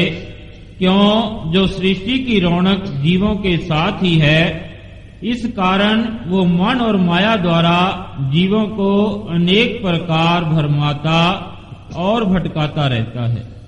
हाँ जी, कि ये जो मन है, मन की बात आई है कि ये बड़ा जबरदस्त है। हवाई महल बनाना, बिना बात के बात बढ़ाते चले जाना, अंदर ही अंदर ये मन का काम है। आपको पहले भी कई बार सुनाया कि एक शेख चिल्ली नाम का आदमी था, तो उसका काम था मन के हवाई महल में खो जाना। मन जैसा बनाता, वो जागता हुआ ही उनमें फंस जाता। लोग तो सो के फंसते। तो ऐसा ही एक दिन वो कहीं पे खड़ा हुआ था, कोई शाहूकार आया, उसके पास किसी तेल का कह लीजिए, घी का कह लीजिए, मटका था। बहुत पुराने समय की बात। वो कहने लगा, जी आप ऐसा करें, ये मटका मेरे घर तक पहुंचा दे, मैं आपको 50 पैसे दूंगा। उस समय 50 पैसे की बहुत कदर हुआ करती। तो वो कहने लगा, जी ठीक है, मैं घर तक पहुंचाऊंगा। सिर पे मटका रख लिया, क्यों हवाई महल तो बनाता ही था, मन के पीछे चलता ही था, और सोचना शुरू कर दिया। क्या देखने लगा कि 50 पैसे से उसने कुछ मुर्गे ले आया, अंडे हुए, अंडे बेचने लग गया, बहुत मुर्गियां हो गई, उन्हें बेचता चला गया, बहुत धन हो गया। उसे लग रहा है कि हो गया, जा वो पैदल ही रहा है। तो फिर उसने सोचा इस पैसे से अब गौएं खरीदते हैं, गौएं ले ली, उनका दूध निकाला, बछड़े बेचे, बहुत पैसा हो गया, व्यापारी हो गया बहुत बड़ा। तो कहने लगा महल बनना चाहिए। कौन सा? मिस्त्री को बुलाना था। मन कहता अभी बना देते हैं। फौरन महल घर बन गया, बहुत अच्छा। विचारों में ही चला जा रहा है। तो कहता है अब घर भी बन गया, पैसा भी है, तो शादी भी करवानी चाहिए। शादी भी हो गई, बाल बच्चे भी हो गए, बड़े हो गए। तो एक दिन वैसे ही बैठा हुआ है चारपाई पे, तो सोच रहा है, मन क्या कहता है, पैसा तो तेरे पास बहुत हो गया, लेकिन तेरा किसी पे रोब नहीं है, दबाव नहीं है, कोई तेरी इज्जत ही नहीं करता। किसी पे रोब मार के तो देख। कहता अभी शुरू करते हैं, शुरुआत घर से करते हैं। तो विचारों में ही घर वाली खाना देने के लिए आई। तो क्यों, वो तो गुस्से में भरा हुआ बैठा था कि रोब जो झाड़ना था। जैसे खाना लेके पास आई कि जी खाना खाएं, तो उसने नीचे से लात मारी कि मैं नहीं खाऊंगा खाना, ले जाओ यहां से। तो वास्तव में क्या हुआ, वो तो ख्यालों में था। वास्तव में क्या हुआ कि जैसे ही उसने लात चलाई, वो मटका सिर से गिर के नीचे फूट गया। और वो शाहूकार भाई कहने लगा, अरे भाई ये क्या किया तूने, मेरा मटका फोड़ दिया। वो कहने लगा, शाहूकार जी रहने दीजिए, अरे आपका तो मटका फूटा है, मेरा बना बनाया घर बार रुड़ गया, उजड़ गया, पता नहीं किधर गया वो, अभी तक तो था। तो ये जो मन है ना, ये ऐसे भरमाता है इंसान को। और अब आती है माया की बात। तो अभी पीछे कुछ समय हुआ, सत्संग थी जयपुर, इधर इस इलाके में, मध्य प्रदेश में। तो वहां नीम का थाना भी पड़ता है, गांव, शहर, कस्बा कह लीजिए। वहां सत्संग हुए। सत्संग जैसे होती, बाद में वो शाहूकार भाई आते दुकानें छोड़ के, बंद करके। तो कहते, महाराज जी अब आप सत्संग दोबारा लगाइए और हमें नाम लेना है। तो अपने कहते, भाई आज अभी तो यहां की है 10 से 12 और 2 से 4 आगे है, अब कैसे रुके हम? आप पहले क्यों नहीं आए? कहने लगे महाराज जी सच्ची बात बताएं, आप बुरा तो नहीं मानेंगे? अपने कहा भाई क्यों बुरा मानेंगे, चाहे 10 बताओ। कहने लगे महाराज जी यहां जो भी कोई आया है उसने परमात्मा के नाम पे बहुत अच्छी बातें सुनाई, बहुत ग्रंथों में से बातें सुनाई, हमने सुनी, लेकिन जब वो जाने लगा ना, हम ट्रकों के ट्रक पैसे के भर के ले गया, लाखों रुपए, और हम डर गए कि प्रभु के नाम पर ठगने वाले तो बहुत आते हैं, एक और आ गया। कहने लगे जब हमने सत्संग सुना, आपने तो अपनी तरफ से भोजन भी खिलाया है, प्रसाद भी बांटा है, हमसे लिया भी कुछ नहीं और सफाई भी सारे शहर की करवा दी, किसी से कुछ नहीं लिया। तब हमें पता चला कि ये तो सच की बात है, ये तो परमात्मा की सच्ची बात है, आप तो सच्चे भक्त हैं। अपने का नहीं, हम तो सेवकों के भी सेवक हैं भाई, आपकी सेवा करने के लिए आए हैं, आपको प्रभु का नाम बताने के लिए आए हैं। मानोगे तो सुख पाओगे क्योंकि प्रभु सुखों का खजाना है, नहीं मानोगे तो भी प्रभु से अरदास करते हैं कि आपको खुशियां दे। आपसे पैसा नहीं ऐंठेंगे, आपसे कोई दान चढ़ावा नहीं लेंगे। तो वो कहने लगे महाराज जी फिर हम दान कहां पे करें, चढ़ावा कहां पे करें? क्योंकि हमें बुजुर्गों ने सिखाया है कि 10वां दशौंध या कमाई का 10वां हिस्सा निकालना चाहिए, तो उसे कहां खर्च करें? तो उसे बताया इस कलयुग में आपको भी बता रहे हैं भाई कि अगर वाकई ही आप दान करना चाहते हैं तो पातर को कीजिए। अब कहीं आप ये ना सोच लें कि महाराज जी कहेंगे हमें कीजिए, ऐसा कुछ नहीं है।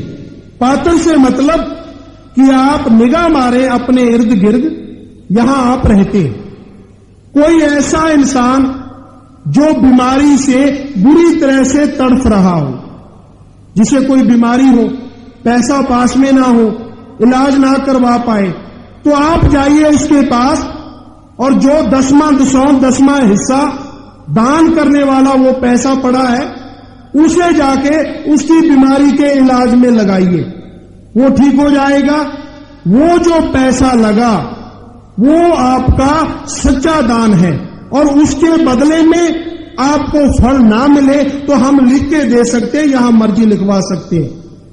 दूसरी बात, कोई ऐसा इंसान, पशु पक्षी जो लाचार हो, अंगहीन हो, जो 2 समय का भोजन नहीं कर पाता और आपके पास दान देने के लिए पैसा है, आप जाएं और अपने हाथ से उसके भोजन की व्यवस्था करें, उसे भोजन खिलाएं, उसके भोजन पे जो पैसा लगा उसका फल आपको ना मिले तो भी हम लिख के दे सकते हैं। और अगर आप इसके अलावा ऐसी जगह पे दान करते हैं जहां पहले कोठियां महल खड़े हुए हैं, तो उसका फल मिले ना मिले इसके बारे में हम कुछ नहीं कह सकते। क्यों? क्योंकि वहां आपके उस पैसे की कोई कदर नहीं, और वहां जहां आपने सेवा करके लगाया वो पैसा जो लगा, वो आदमी जब तक जिंदा रहेगा उसकी आत्मा आपको अंदर से दुआएं देती रहेगी कि उस इंसान ने मेरा भला किया, और आत्मा की जो दुआएं हैं, अंदर से निकली हुई जो आवाज है, उसे परमात्मा जरूर मंजूर करता है, और उसके बदले में आपको हर तरह की खुशी मिलेगी। यानी सृष्टि की सेवा में धन लगाएं, लेकिन लगाएं अपने हाथ से। अब जैसे अगले अंतरे में आया है इसी में माया के बारे में, कि कोई इंसान आपके पास आता है, फर्ज कीजिए वो आपको कहता है कि भाई मुझे पैसा इकट्ठा करके दो, मुझे चंदा दो, मैं दीन दुखियों की सेवा में लगाऊंगा। तो वो इंसान पैसा ले जाता है, फर्ज कीजिए आपके शहर से या आपके गांव से वो 6-7 लाख रुपया इकट्ठा कर लेता है, और किसी और जगह पे जाके, वहां से काफी दूर जाके, उन 7 लाख में से वो 2 लाख रुपया गरीबों में बांट देता है। और वहां के लोग कहते हैं कि धन है ऐसा भक्त जो हमें पैसा दे गया, जो हमें दान दे गया, पर असलियत क्या है कि वो भक्त 5 लाख बीच में से रगड़ भी गया। 7 लोगों से इकट्ठा किया, 2 आगे बांट दिया, अरे 5 किधर गया? उसका हिसाब कौन देगा? नहीं, लोगों में वाहवाही करवा ली। और अगर कोई आदमी आता है, कहीं ऐसा सुनने में आया है कि एक आदमी आया, आपने उसे पैसा दिया, क्योंकि हम धार्मिक भावना रखते हैं, श्रद्धा रखते हैं, हम पैसा देते हैं अगले की वेशभूषा देख के कि ये प्रभु का प्यारा है। आपने उसे पैसा दे दिया, वो गया, जाके उसने शराब खरीद ली, मांस खाया और किसी को मार दिया, बुरे काम किए। तो जरा सोच के बताइए, आपने पैसा देके बदले में पुण्य लिया या पाप? चाहे देते समय आपकी भावना प्रभु के नाम की थी, भलाई की थी, लेकिन वास्तव में क्या हुआ? आपने पैसे दिए, उसने शराब खरीदी उन पैसों से, जिसकी वजह से दिमाग खराब हो गया और उसने बुरे काम किए। अरे भाई, पुण्य के बदले में आपने तो पापों की गठड़ी खरीद ली। तभी तो कहते हैं कि अगर आपको कोई कहता है मैं दीन दुखियों की सेवा के लिए धन ले जा रहा हूं, तो आप उससे विनती कीजिए कि भाई उन दीन दुखियों का हमें एड्रेस दीजिए, हम खुद जाके उनका भला करेंगे। फिर है लज्जत दान देने की, फिर बात बनती है सच्ची, और आपको पता भी चलेगा वहां दीन दुखी है कि हवाई है, वैसे ही बनाए हुए। और फिर बात और आती है, कई भाई कहते हैं मन के बहकावे में, आदमी के बस की बात नहीं है ये, माया है ही ऐसी, माया होई नागनी जगत रही बहकाए, जो इसकी सेवा करे उसको ही ये खाए। माया नागनी की तरह है, उसे दूध पिलाइए और आगे हाथ कीजिए कि आपको प्यार से पुचकारेगी, पता नहीं वो कब डंक चला दे। यही माया का हाल है। माया इकट्ठी करते हैं अत्याचार से, जो जुल्म से, जो मेहनत की कमाई से करते हैं उनकी बात नहीं, जो मांग के लोगों से छीन के या मालिक के नाम पे इकट्ठी करके खाते हैं, उन्हें ये माया ही एक दिन ऐसा डंक चलाती है कि वो तड़पते ही रहते हैं, शांति उनको मिलती ही नहीं।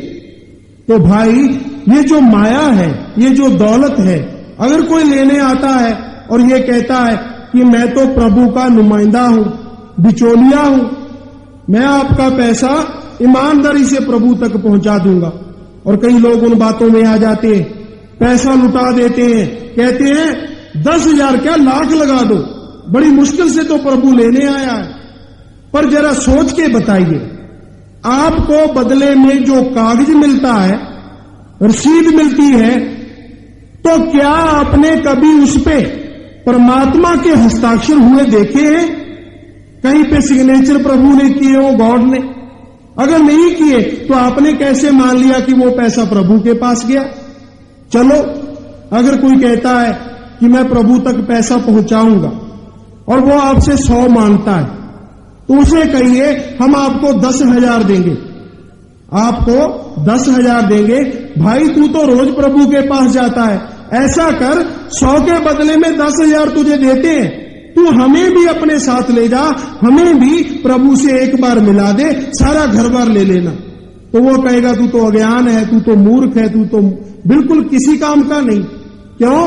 क्योंकि जो पैसा मांगता है उसने खुद भगवान को देखा हो तो आपको लेके जाए। आप ऐसा कह के देखिए, फिर क्या जवाब मिलता है? कोई ना कोई गोल चक्कर बना के काट देंगे बात, सच्ची बात नहीं कोई बताएगा। क्यों नहीं बताता इंसान सच्ची बात? क्यों? क्योंकि वो खुद लूट रहा होता है लोगों को। अगर वो सच्ची बात ऐसी बताने लगे तो उसको कौन देगा पैसा? जिसके लिए वो आता है, जिसके लिए वो काम करता है कि मुझे तो पैसा चाहिए, चाहे घंटा लगाऊं, 2 घंटे, जैसे अब अपने आप को बता रहे हैं, और घंटा बताएं प्रभु की बात, और बाद में आपके आगे चद्दर बिछा दें कि आइए धार्मिक भावना से 1 देंगे 10 मिलेगा, 1 देंगे 20 मिलेगा, ऐसा करके यहां पे ढेर लगा लें, तो ये सत्संग नहीं है, ये तो सौदेबाजी है, सौदा है, व्यापार है। कैसा व्यापार? प्रभु के नाम के बदले में पैसों का व्यापार। प्रभु किसी के पैसे का भूखा नहीं है, मालिक किसी से पैसा नहीं मांगता, और ना ही मालिक का सच्चा भक्त मांगता है। अरे संत वही होता है जो सबका भला करे, संत वही होता है जिसके अंदर अहंकार ना हो, संत वही होता है जो सच को पकड़े रहे, किसी से डरे नहीं। संत वही होता है जो सबका भला मांगता है, ना कि किसी एक जात का या किसी एक धर्म का। संत वही होता है जो बिना पाखंड के मालिक की बात सुनाए। संत वही होता है जिसे पैसे से नहीं प्रभु से प्यार होता है। संत वही होता है जो मालिक के सच्चे नाम को बताता है, सुनाता है, बदले में किसी को लूटता नहीं। तो भाई आप ख्याल करें, वैसे तो हमारे देश में क्या सारे संसार में हम ईंट उठाएं तो नीचे से संत निकल आता है, कहता मैं हूं, पर थोड़े समय के बाद देखिए उसकी मैं झोली ऐसे फैल जाएगी, बच्चा तेरे को भगवान और देगा, तू मेरे को थोड़ा दे जा। अरे भगवान जब तेरे को नहीं दे रहा तेरे बच्चे को कैसे देगा जिसको तू आशीर्वाद दे रहा है? अगर तेरे आशीर्वाद में ताकत है तो भगवान से सीधा तू ही ले ले और साथ में उनमें से बच्चों को दे दे। नहीं, ऐसा नहीं होता। तो भाई ये है सच की बात जो आपको बताई, जो सत्संग में सुनने से मिलती है कि माया में इंसान कैसे फंस जाता है और कहां तक गिर जाता है। प्रभु का नाम भी माया के लिए प्रयोग करता है, प्रभु को भी माया कमाने का एक साधन बना लेता है, प्रभु की भक्ति को भी माया इकट्ठी करने का एक साधन बना के चलता फिरता है। इतना मन ने इस इंसान को गिरा दिया है जो प्रभु की सच्ची बात भी बताने नहीं देता। हाँ जी, अगले अंतरे में बताया है, मोह रूपी संगल सख्त बनाया, बंध जाए इसमें जो छूट ना पाया, बाल बच्चे परिवार बनाया, अंत समय किसे साथ ना निभाना। इस बारे में बताया महापुरुषों ने, बाघ परिवार का मान करने वाले आंखें खोल कर देखें, बाल बच्चों को देखकर उनके मोह में फंस जाएं और उनकी मीठी मीठी बातें और कलोलों में मस्त होने की क्या कीमत है। वो एक रात के प्रोणे की तरह है जिसने प्रभात होते चले जाना है। एक रात के लिए आकर यदि वो जुगों की आस बांध ले तो फजूल है। घर मंदिर और सब संपत्ति वृक्ष की छाया की तरह बदल जाती है। हाँ जी, ये जो मोह है ये भी इंसान को मालिक से दूर कर देता है, अंधा मोह। ये नहीं कहते कि बच्चों से प्यार ना करो, प्यार करो, लेकिन उनके प्यार में फंस के मालिक के प्यार को मत भूलो। आपका फर्ज बनता है, कर्तव्य है कि आप अपना काम धंधा भी करें, बाल बच्चों से प्यार भी करें, उनका पालन पोषण भी करें और साथ साथ प्रभु को याद भी करें। ये जरूरी है। लेकिन वो इंसान जो सिर्फ मोह में फंस जाते हैं तो उन्हें कुछ हासिल नहीं होता। कबीर साहब जी की बात आपको बताते हैं कि कबीर साहब जी का कोई जानने वाला था, उनके पास कबीर साहब जी गए और जाके कहने लगे, भाई मालिक की भक्ति किया कर, मालिक का नाम ले ले। वो कहने लगा, जी अभी तो मेरी शादी हुई है, बाल बच्चे छोटे हैं, फिर देखूंगा मैं। तो कबीर साहब जी कुछ समय के बाद फिर आए, उसके बच्चे भी जवान हो गए, उनकी शादियां हो गईं। तो कबीर साहब जी कहते, भाई अब तो नाम ले ले, प्रभु को याद किया कर। कहने लगा, जी क्या बताऊं, सारे बच्चे बड़े हो गए हैं, सो जाते हैं अपने अपने कमरों में जाके, घर की रखवाली कौन करेगा और ये जो मेरे पोते हैं इनको उठाएगा कौन। तो कबीर साहब जी कहने, तेरी मर्जी भाई। थोड़ी देर के बाद कबीर साहब जी फिर आए, उसके नाती भी बड़े हो गए, शादियां भी हो गई। कबीर साहब जी ने पूछा, अब तो नाम ले ले। कहने लगा, जी ऐसा है, आप समझदार हैं, ये तो सभी की शादियां हुई हैं, कोई किसी की बात नहीं सुनता, नया युग आ गया, अपने अपने कमरों में चले जाते हैं, कोई घर का ख्याल नहीं रखता। अगर रात को चोर आ गए तो उनको पकड़ेगा कौन। मैं तो घर की रखवाली करता हूं, फिर नाम लूंगा। कबीर साहब जी कुछ समय के बाद फिर आए तो वहां एक नौजवान खड़ा हुआ। कबीर साहब ने उनसे पूछा कि भाई यहां एक बुजुर्ग रहते थे फला नाम वाले। कहने लगे, जी वो तो शरीर छोड़ गए। कबीर साहब जी ने अपनी आत्मिक शक्ति से यानी अंतर ध्यान होके देखा कि वो देखे तो सही वो बेली कहां बैठा है, और जैसे ही आत्मिक शक्ति को जाहिर करके, उजागर करके, पैदा करके कबीर साहब ने देखा तो क्या देखते हैं कि वो इंसान बैल बनके उनके ही घर में किले से बंधा हुआ है, खूंटे से खड़ा हुआ है, और उसके वो ही पोते जिनको सारी उम्र गोद में खिलाया था खेत में हल जोत रहे हैं और शरीर पे डंडे लगा रहे हैं, गालियां दे रहे हैं। उन्हें क्या पता कि हम हमारे दादाजी को चला रहे हैं। उन्हें तो ऐसा है कि ये तो बैल है। वो तो कबीर साहब को पता चल रहा है कि वास्तव में क्या हो रहा है।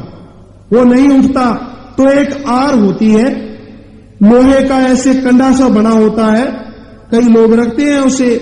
जब बैल काम नहीं देता, नहीं उठता, तो उसके शरीर में चुभो देते हैं, वो फौरन खड़ा हो जाता है। तो वो जब थोड़ा बड़ा हो गया, खड़ा ना हो पाए, तो उसके पोते उसके शरीर में वो चुभो दे, तो वो खड़ा हो जाए भाग के। कबीर साहब जी कहने लगे और उठा ले, तेरे को कहा था प्रभु की बंदगी कर, इनको भी उठा लेना, माना नहीं। अब देख तमाशा, वो बैल तो रोए, देखे ख्याल में आया या नहीं आया।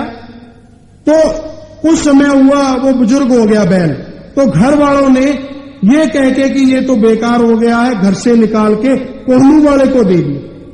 कोल्लू वाले ने अब अपने उस गांधी पे जोत लिया, वहां पे चलता रहा, और आखिर में वहीं चलते हुए का दम निकल गया, वो मर गया। तो मरने के बाद क्या हुआ, उसका जो चमड़ा था उसका भी एक नगारा बना लिया गया, ढोल, और जिस पे रोज डंडे पड़ते।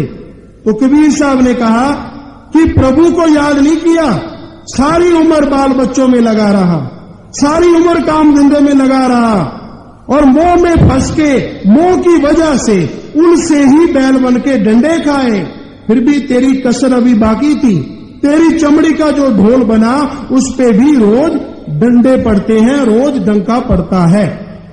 तो कहने का मतलब, कई इंसान ये फंस जाते हैं अब कि हमारा बच्चा बड़ा होके ये बनेगा, हम उसे ये बनाएंगे। बच्चा बड़ा होता है, उसके अपने विचारों होते हैं, वो कहता है मैं तो नहीं ऐसा बनूंगा, मैं तो ये बनूंगा। तो वो जो सपना है वो फौरन टूट जाता है, और जब वो टूटता है दर्द तो होता ही है कि हमारा बेटा हमारी बात नहीं मानता।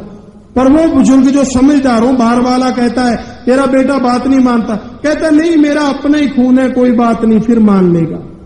और कई बार वो उसे घर से भी निकाल देता। अपने पास वहां आश्रम में, डेरे में मिलते हैं ऐसे लोग जिनको बच्चों ने घर से निकाल दिया। उनसे पूछते क्यों निकाल दिया, कहते जी पहले तो जायदाद हमारे नाम थी, पैसा हमारे पास था, हमने उनके नाम करवा दिया सारा, और वो कहने लगे आप तो हमारे पे बोझ हो, चलो घर से आश्रम में गुरु गुरु करो। तो भाई ये कमी एक पीढ़ी की नहीं है। हम ये नहीं कहते नौजवान गलत है, नौजवान जैसा कि नया युग आ रहा है वो भी कुछ हद तक सही है। और बुजुर्गों को चाहिए कि जब वो अपने पैरों पे खड़े हो गए, वो अपना काम कर रहे हैं, करने दीजिए उनको अपने हिसाब से। आपने बहुत कर लिया, अब आप मालिक की बंदगी करें, प्रभु को याद करें। लेकिन वो कहते नहीं, मैंने अब बहुत अनुभव है, मैं बहुत कुछ जानता हूं, बीच में जरूर टांग अड़ाते हैं। जो बच्चों को पसंद नहीं आती वो कहते हम तो ये बर्दाश्त ही नहीं करते। और बच्चों की गलती ये है कि उन्हें ये नहीं भूलना चाहिए कि उनको जन्म देने वाले यही है। उनको भी चाहिए कि चलो विचार नहीं मिलते, पर फिर भी उनका आदर, उनका सत्कार, उनका खाना देना तो उनका फर्ज है, उनसे प्रेम करना तो उनका फर्ज है। बात नहीं मानते तो चलो बात अलग है। तो भाई ये जो कुछ भी हो रहा है, इंसान मोह में जो फंस जाता है ना ज्यादा, तब उसके साथ ऐसी परेशानी खड़ी होती है। हाँ, बच्चों से प्यार कीजिए, बहुत करें आप प्यार, पर प्यार में खोके और कुछ मत भूलिए। मालिक का प्यार एक ऐसा है जो हर समय हर पल आपका साथ देगा। हाँ जी, बन जाए इसमें जो छूट ना पाया, बाल बच्चे परिवार बनाया, अंत समय किसे साथ ना निभाना। इस बारे में बताया है, काकी मात पिता कहू काको, कवन पुरख की जोई, घट फूटे को बात ना पूछे, काडो काडो होई। हाँ जी, महापुरुषों ने कहा है, माँ बाप, बेटा, भाई, पत्नी, माता, जितने भी संबंध हैं तब तक है जब तक हमारा शरीर चल रहा है। जैसे ये घट यानी घड़ा शरीर रूपी फूट जाएगा तो कोई इसे ज्यादा देर के लिए अपने घर में नहीं रखता। काटो काटो, यानी कि घर से इसे ले जाओ, शमशान में ले जाओ, यही होने लगती है। और गांवों में तो, शहरों में थोड़ा पढ़ा लिखा तबका है, पढ़े लिखों के अलावा कई वो भी होते हैं। आम ये सुनने में मिलता है जब किसी इंसान का शरीर छूट जाए तो घर वाले कहते हैं भाई इसे जल्दी से शमशान भूमि ले जाओ। ज्यादा देर घर में रहा तो प्रेत बन के अपने को ही तंग करेगा। यह बात आम है कि जल्दी करो, दिन छिपने से पहले पहले। अगर रात हो गई तो ये प्रेत बन जाएगा। पता नहीं किसने लिख दिया, कहां लिख दिया, क्यों लिख दिया। जबकि आत्मा तो फौरन ही चली जाती है, वो रात रूत का इंतजार नहीं करती। तो भाई ऐसा भी तो कहा जा सकता है कि भाई ज्यादा देर रखेंगे तो इस शरीर में से बदबू आने लगेगी, इसे जल्दी ले जाएं। वास्तव में बात तो यही है, लेकिन पाखंड ये जरूर बना रखा है। तो उस इंसान से पूछा जाए, तू तो कहता था मेरा घर है, मेरे बेटे हैं, मेरी पत्नी है, अब वही लोग तेरे को कह रहे हैं घर से जल्दी निकल जा, तू कहीं प्रेत ही ना बन जाए, हमें तंग ही ना करे। पूछा जाए अगर वो जिंदा हो तब, वो तो चला गया। तो जो देखने वाले हैं उन्हें तो शिक्षा लेनी चाहिए कि एक दिन ऐसा सब पे आना है, जरूर आएगा। उस समय हमारे साथ कौन जा सकता है? परमात्मा। आत्मा का साथ अगर कोई दे सकता है तो परमात्मा। दो आत्माएं यानी दो शरीर अगर इकट्ठे छूट भी जाएं तब भी आत्मा का साथ आत्मा कभी नहीं दे सकती। आत्मा का साथ तो परमात्मा देता है अगर हम परमात्मा की बंदगी करते हैं। तो यही कहा है, अंत समय किसे साथ ना निभाना, सत्संगाना कभी भूल ना जाना, भूल ना जाना। सत्संग आना कभी भूल न जाना, रोके जमाना चाहे रोके जमाना। सत्संग आना कभी भूल न जाना, रोके मन चाहे रोके जमाना।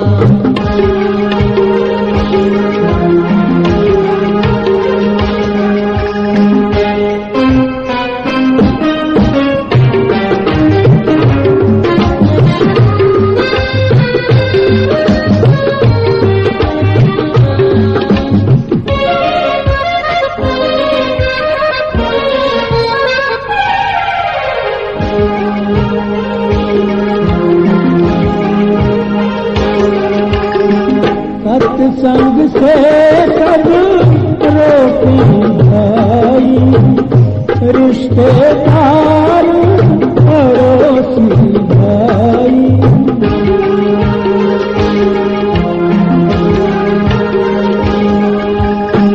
सत्संग से सब रोके भाई, रिश्तेदार पड़ोसी भाई। रोकने वाला मन साथ रहता, साथ रहता। मन जादूगरों की चाल में ना आना, सत्संग आना कभी भूल न जाना। रोके मन चाहे रोके बनाना।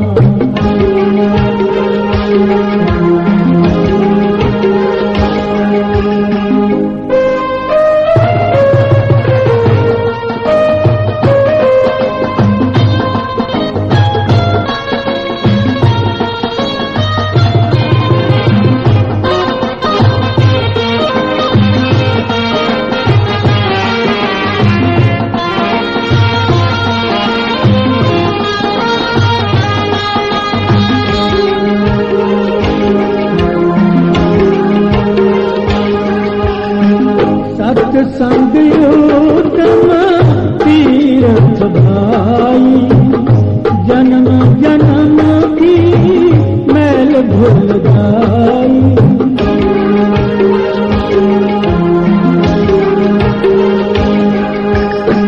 सत्संग उत्तम तीर्थ भाई, जन्म जन्म की मैल भूल जाई। कट जाए, पाप कट जाए। मुश्किल भागों बिन इसमें नहाना, सत्संग आना कभी भूल न जाना। रोके मन चाहे रोके जमाना।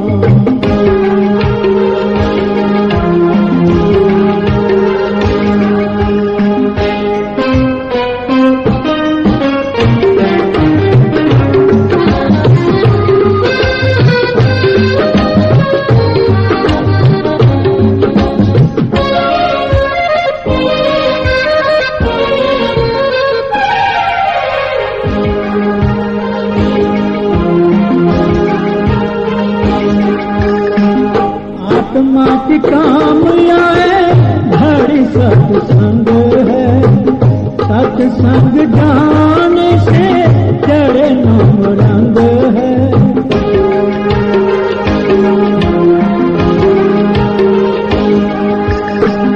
आत्मा के काम आए धड़ी सत्संग है, सत्संग जाने से चढ़े नाम रंग है। सब कर्मों से बड़ा है सत्संग जी, बड़ा सत्संग जी। शाश्वत नाम जी का है समझाना, सत्संग आना कभी भूल न जाना। रोके मन चाहे रोके जमाना।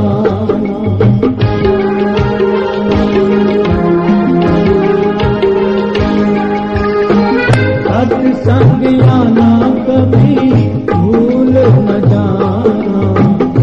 रोके मन चाहे रोके जमाना। हाँ जी, भजन के आखिर में बताया है, सत्संग में सब रोके भाई, रिश्तेदार पड़ोसी भाई। रोकने वाला मन साथ है रहता, साथ है रहता, मन जादूगर की चाल में नान। आम ये देखने में आता है, कई बार कई भाइयों के साथ होता है कि जब वो सत्संग में जाते हैं तो आम लोग जो बैठे होते हैं गांव में, शहर में, पड़ोसी हैं, जानने वाले, जो सत्संग को नहीं मानते, मालिक की भक्ति को नहीं मानते, तो वो कहते हैं कि क्यों जाता है, भूखा मरेगा, वहां क्या पड़ा है, रोजाना तो सुनने को मिलती है सत्संग में, क्या करेगा वहां जाके, कुछ नहीं मिलेगा तेरे को।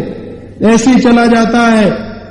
और उनके पास थोड़े समय के बाद कोई शराबी आ जाए, नौजवान गिरता हुआ पड़ता हुआ, तो एक कहता है जी ये क्या किए फिर रहा है, दूसरा कहता है अब नहीं करेगा तो कब करेगा, यही तो आजू है इसकी खाने पीने की, फिर क्या हो गया अगर पी आया। वहां पे नहीं रोकते जो बुरा काम करके आया। सत्संग में या भलाई की तरफ कोई आता है उसे कहते हैं ये तो धर्म भ्रष्ट करेगा, इसने तो धर्म को बिगाड़ दिया, तरह तरह की बातें जैसी किसी की समझ में आती। ऐसा क्यों? क्योंकि जब इंसान अच्छाई की तरफ आता है तो उसकी हर क्षेत्र में तरक्की होना संभव है, अगर वो सिमरण करेगा। वैज्ञानिक आधार है इसका, मालिक की बंदगी का तो है ही है। वैज्ञानिक आधार कैसे है? जब हम परमात्मा की बंदगी करते हैं, सच्ची बंदगी, पैसों से खरीदी हुई नहीं, जो सच्ची हो, तो सच्ची बंदगी जब हम करते हैं तो हमारी जो आत्मा है उसको बल मिलता है, शक्ति मिलती है। और जिस इंसान के अंदर आत्म बल परिपूर्ण हो, सबसे ज्यादा हो, वो किसी भी क्षेत्र में कभी भी असफल नहीं हो सकता। जिसके अंदर आत्म बल है, और जिसके अंदर आत्म बल नहीं है, आत्म बल गिर जाए, वो इंसान कभी भी किसी भी मामले में सफल नहीं होता। तो आत्मा को बल देने के लिए इस कलयुग में सिर्फ परमात्मा का नाम है। जब हम परमात्मा का नाम जपते हैं आत्म बल मिलता है, और आत्म बल मिलने से हमारी जो सोचने समझने की शक्ति है वो आगे से कई गुना ज्यादा हो जाती। यानी फर्ज करो आप परेशानियों में फंसे हुए, आपका काम धंधा नहीं चलता, आप तड़प रहे हैं माया के लिए, काम धंधे के लिए, किसी रोग में, तो आप परमात्मा का नाम जपिए। आपको ये नहीं कहते कि ये राख ले जाओ या ये आओ भाई आपके सिर पे हाथ फेर दें आप ठीक हो जाएंगे, नहीं, ये तो है पाखंड, मेरा पाखंड। हाँ, ये आपको कहेंगे कि आप परमात्मा का नाम लीजिए, उसका जाप कीजिए, उसकी बंदगी कीजिए, तो आपको आपकी परेशानियों का हल परमात्मा आपके अंदर से ही पैदा कर देगा। आपकी सोच ही ऐसी बना देगा, आपको ख्याल ही कोई ऐसा आ जाएगा कि जिस पे चलने से आप उन परेशानियों से आजाद हो जाएंगे। तो ये है भक्ति का सच्चा मार्ग, बाकी इसके अलावा है पाखंड।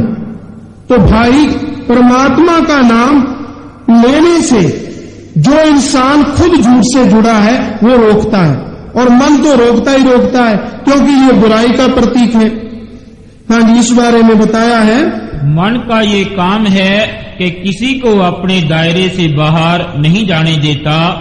इसने जीवों को एक तरह का जादू करके फरेब से काबू में रखा हुआ है और हमें अपने निज घर को भुला बैठे हैं, और दरबदरी हमारे भागों में लिखी गई है। हाँ जी, अगले अंतरे में बताया है, सत्संग उत्तम तीर्थ भाई, जन्म जन्म की मैल धुल जाई। तीर्थ पे हम जाते हैं, महापुरुषों ने बनाए हैं, हमारी श्रद्धा होती है अच्छी काम के लिए बनाए, पर बनाए क्यों है? क्या कभी विचार किया? क्या नहाने के लिए? नहीं, वो तीर्थ स्थान इसलिए बनाए हैं ताकि जो भी कोई वहां पे जाए उसे अपने परमात्मा की, भगवान की याद आए, और उसे पाने के लिए फिर वो कोशिश करे, कोई ऐसी तलाश करे जिससे परमात्मा की प्राप्ति हो जाए। लेकिन आज के युग वालों ने या मन के बहकाए हुए लोगों ने, जो अपने आप को खुदा बन लेते हैं या भगवान के भक्त बन जाते हैं, क्या बिगाड़ दिया रूप कि भाई आओ नहाओ, प्रभु को पैसा चढ़ाओ और चलते बनो, मालिक आपकी भली करेगा। ऐसा नहीं है। और बहुत लोगों को क्या देखा है, अपने खुद देखा है, ऐसी जगह पे जाते हैं, जाना तो चाहिए ऐसी जगह पे, और जाके ये दृढ़ संकल्प करना चाहिए कि हम यहां पे आए हैं, आज से हमने ये बुराई छोड़ दी जो हमारे अंदर थी, ये चाहिए ना करना। लेकिन क्या करते हैं आज के जमाने के लोग? तीर्थ स्थानों पे जाते हैं, वहां बहुत इकट्ठ होता है, तो वहां बजाय बुरा छोड़ने के वहां से और बुरा खरीद के ले आते हैं, अपनी आंखों के द्वारा, अपनी हरकतों के द्वारा, अपनी भावना के द्वारा, अपने कामों के द्वारा। आप जाइए और देखिए, अगर ऐसा ना हो तो बहुत जगह ऐसा देखने को मिलता है। सारे लोग नहीं, लेकिन बहुत लोग। तो इससे अच्छा था भाई कि आप वहां जाते ही ना, अपने घर में बैठे मालिक को याद करते, कम से कम उन बुराइयों से तो बचते जो बाहर से जाके खरीदी है। तो तीर्थ स्थान बने हैं प्रभु को याद करने के लिए। नहाना है, आप घर में नहाइए, कहीं भी नहाइए, आपके शरीर की मैल तो उतर जाएगी, लेकिन जो आत्मा पे बुरे कामों की मैल चढ़ी हुई है, 84 लाख जन्म की जो मैल चढ़ी हुई है, बुरे कर्मों की जो मैल चढ़ी हुई है, वो पानी नहीं धो सकता, उसे परमात्मा का नाम नहीं धो सकता है। जैसे एक साबुन होती है, कपड़ा कितना भी मैला हो हम उसे लगाते हैं, वो बिल्कुल साफ हो जाते हैं कपड़े। उसी तरह से सत्संग रूपी पानी में आके जब इंसान परमात्मा के नाम रूपी साबन से अपने इस आत्मा रूपी मैले कपड़े को धोता है, तो उस नाम रूपी साबन में इतनी शक्ति है कि इंसान के सब गुनाहों को, सब पापों को धो के आत्मा को बिल्कुल पवित्र, उज्जवल कर देता है। और जैसे ही आत्मा पवित्र होती है, वैसे ही इसे परमात्मा के दर्शन होने शुरू हो जाते हैं, और वो भी अंदर से। महापुरुषों ने कहा है, आपको बताते हैं, हिंदू महापुरुषों ने पहले क्या कहा है कि प्रभु का बनाया, कुदरत का बनाया सच्चा मंदिर कोई है तो वो है हमारा ये शरीर, हमारी ये काया। इस मंदिर में प्रभु के रहने का सच्चा कोई सिंहासन है तो वो है हमारा दिल, जहां से विचारों को पकड़ा जाता है, वो है सच्चा सिंहासन। और इस काया मंदिर का कोई दरवाजा है, सीढ़ियां हैं मंदिर की, यहां से चढ़ के प्रभु तक जाया जा सके। वो जगह है दोनों आंखों के बीच की, नाक के बिल्कुल ऊपर माथे की ये जगह, दोनों आंखों के बीच की, नाक के बिल्कुल ऊपर माथे की ये जगह, और इसे कहते हैं 10वां द्वार। ये है वो जगह, यहां से प्रभु के मिलने का रास्ता मिलता है। तो आगे उन्होंने क्या कहा है कि यहां पे एक ताला लगा हुआ है, काम, क्रोध, लोभ, मोह, अहंकार, मन, माया का। इसको कोई खोले, इससे राम नाम की बंदगी से, भक्ति से, राम नाम की चाबी से, जुक्ति से। तो ये ताला जैसे ही खुलेगा तो आपको प्रभु तक जाने का मार्ग मिलेगा, और जैसे ही आप बंदगी और करेंगे तो मालिक के आपको दर्शन होंगे। तो इसी बात को रूहानी मुसलमान फकीरों ने कैसे कहा है, थोड़ी भाषा बदली है, वरना बात वही कही है। आप सुन लीजिए क्या कहा है। अल्लाह के रहने की सच्ची अगर कोई मस्जिद है तो वो है हमारा जिस्म। अल्लाह के बैठने का सच्चा कोई आसन है तो वो है हमारा दिल। और इस मस्जिद का सजदा करने की कोई जगह है, मेहराब है, तो वो है हमारा माथा। यानी बात वही है। यही बात अंग्रेज फकीरों ने भी, रूहानी फकीरों ने कहा है। क्या कहा है? Body is the temple of God, कि जो शरीर है ये परमात्मा के रहने का सच्चा मंदिर है। यानी परमात्मा सबने हम सबके अंदर बताया, लेकिन हम उसे पाने के लिए दौड़ते फिरते हैं, भागते फिरते हैं, लेकिन बाहर से ना तो किसी को मिला है और ना ही मिलेगा। जितना मर्जी जतन करके देख लीजिए, जितना मर्जी जोर लगाइए, वो प्रभु नजर नहीं आएगा, अंदर से नजर आएगा। जब आप सिमरण करके आत्मा को 10वें द्वार तक ले जाएंगे और तब आपको प्रभु दर्शन ना दे तो अपने से जब मर्जी बात कीजिए। तो भाई ये सच कह रहे हैं, आपको कोई झूठ हो तो डरे, सच है क्यों डरे, किस लिए डरे? कोई ये थोड़ी कि लोग भाई बाद में पैसे नहीं देंगे, नहीं, ऐसी कोई बात नहीं। जो देखा है, जो सच है, वो आपको जरूर बताएंगे। आपके पचे हजम हो चाहे ना हो, सच तो सच रहेगा, उसे कोई झूठ नहीं कर सकता। तो कहने का मतलब परमात्मा को पाने के लिए हमें हमारे अंदर का प्रयोग प्रैक्टिकल करना चाहिए, जिसपे कोई पैसा नहीं, कोई धर्म नहीं त्यागना, कोई कपड़े चेंज नहीं करने, कोई किसी तरह का पहनावा नहीं बदलना।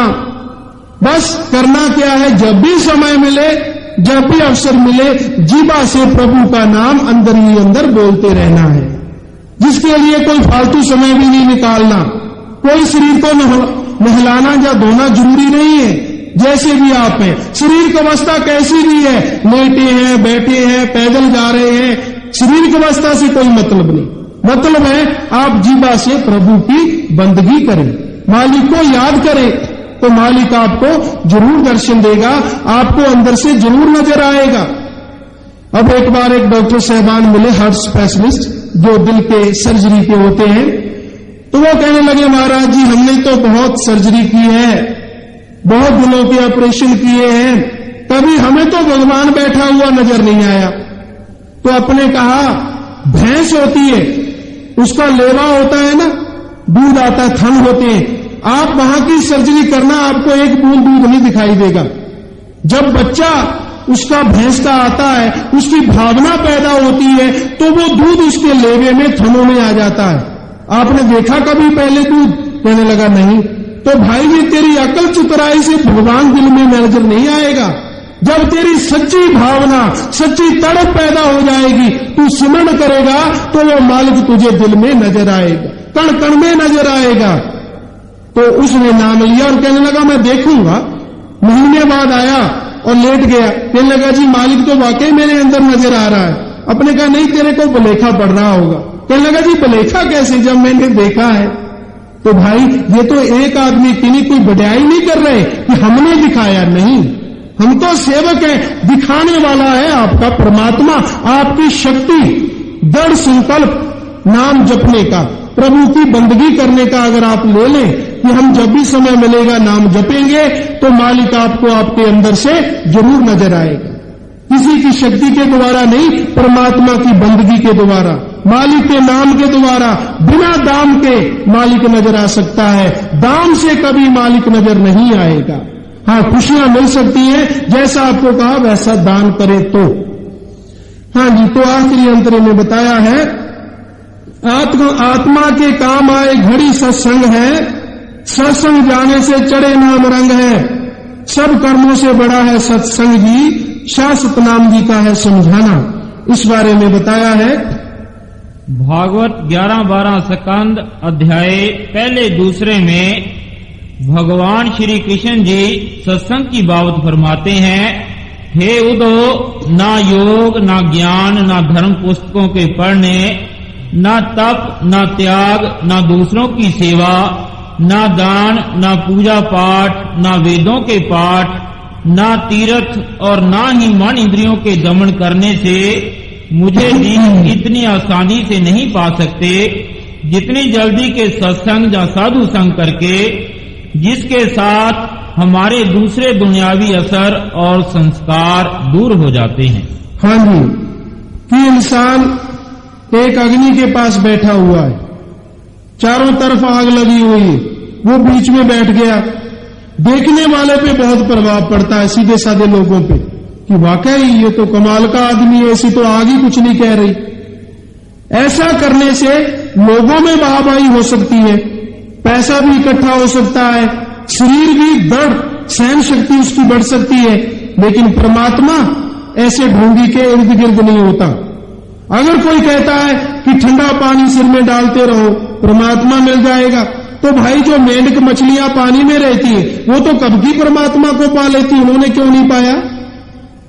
एक बार कबीर साहब जी कहीं पे चले गए, कहां पे गए, जहां कोई ऐसा ही पाखंड से संबंध रखता इंसान बैठा था और लोगों को भरमा रहा था। कबीर साहब ने सोचा भाई उसे रोकना चाहिए, उसका भी भला करना चाहिए। कबीर साहब जी उसके पास गए, जबकि कबीर साहब जी ने पहले परमात्मा के दर्शन कर लिए थे, मालिक को पा लिया था, उसके बाद गए तो कहने लगे जाके कि हे प्रभु, हे महाराज, हमें भी परमात्मा के दर्शन कराओ। तो वो कहने लगा जी दर्शन तो हो जाएंगे, लेकिन कोई दान दक्षिणा। कबीर साहब जी तो पता ही था कि ये मांगेगा, पहले पैसे दे दिए इतने। कहने लगा अब ऐसा कीजिए, आप जाइए और शरीर पे जहां भी बाढ़ है, सारे शरीर के सबके सब साफ करवा दीजिए, आपको भगवान मिल जाएगा। तो कबीर साहब जी ने फिर क्या कहा, बार बार के मूंडते भेड़ ना बैकुंठ जाए। कबीर साहब कहने लगे भेड़ बकरियों तो बार बार मूंडते हैं, वो तो कभी बैकुंठ में गई नहीं, अरे मैं कैसे चला जाऊंगा। जब ये बात सुनी तो उसकी आंखें खुलाई और फौरन कबीर साहब जी के पैरों पे गिर गया कि मुझे क्षमा कीजिए, मुझे तो पता ही नहीं परमात्मा है क्या, मैं तो लोगों को वैसे उल्लू बना रहा था, पैसे हिट रहा था। तो कबीर साहब ने नाम की शक्ति दी, उसे भी तार दिया। तो भाई कहने का मतलब, कोई धर्म, कोई जात, कोई भाषा प्रभु के रास्ते में रुकावट नहीं हो सकती। आप समझदार हैं, मालिक ने आपको खुद मुख्तियारी दी है, जैसे मर्जी रहिए, जिस मर्जी धर्म को मानिए, जैसे मर्जी कपड़े पहनिए और जैसे मर्जी अपने शरीर को रखिए, ये आप पे निर्भर है। बस अपने तो ये कहते हैं कि इन सब में रहते हुए आप परमात्मा का नाम जप के तो देखिए कि वो मिलता कैसे नहीं, जरूर मिलेगा आपको। ये रिसर्च की एक तरीका है, या ये कह लीजिए रिसर्च करने का एक ऐसा पॉइंट है जो सबसे छूट रहा है।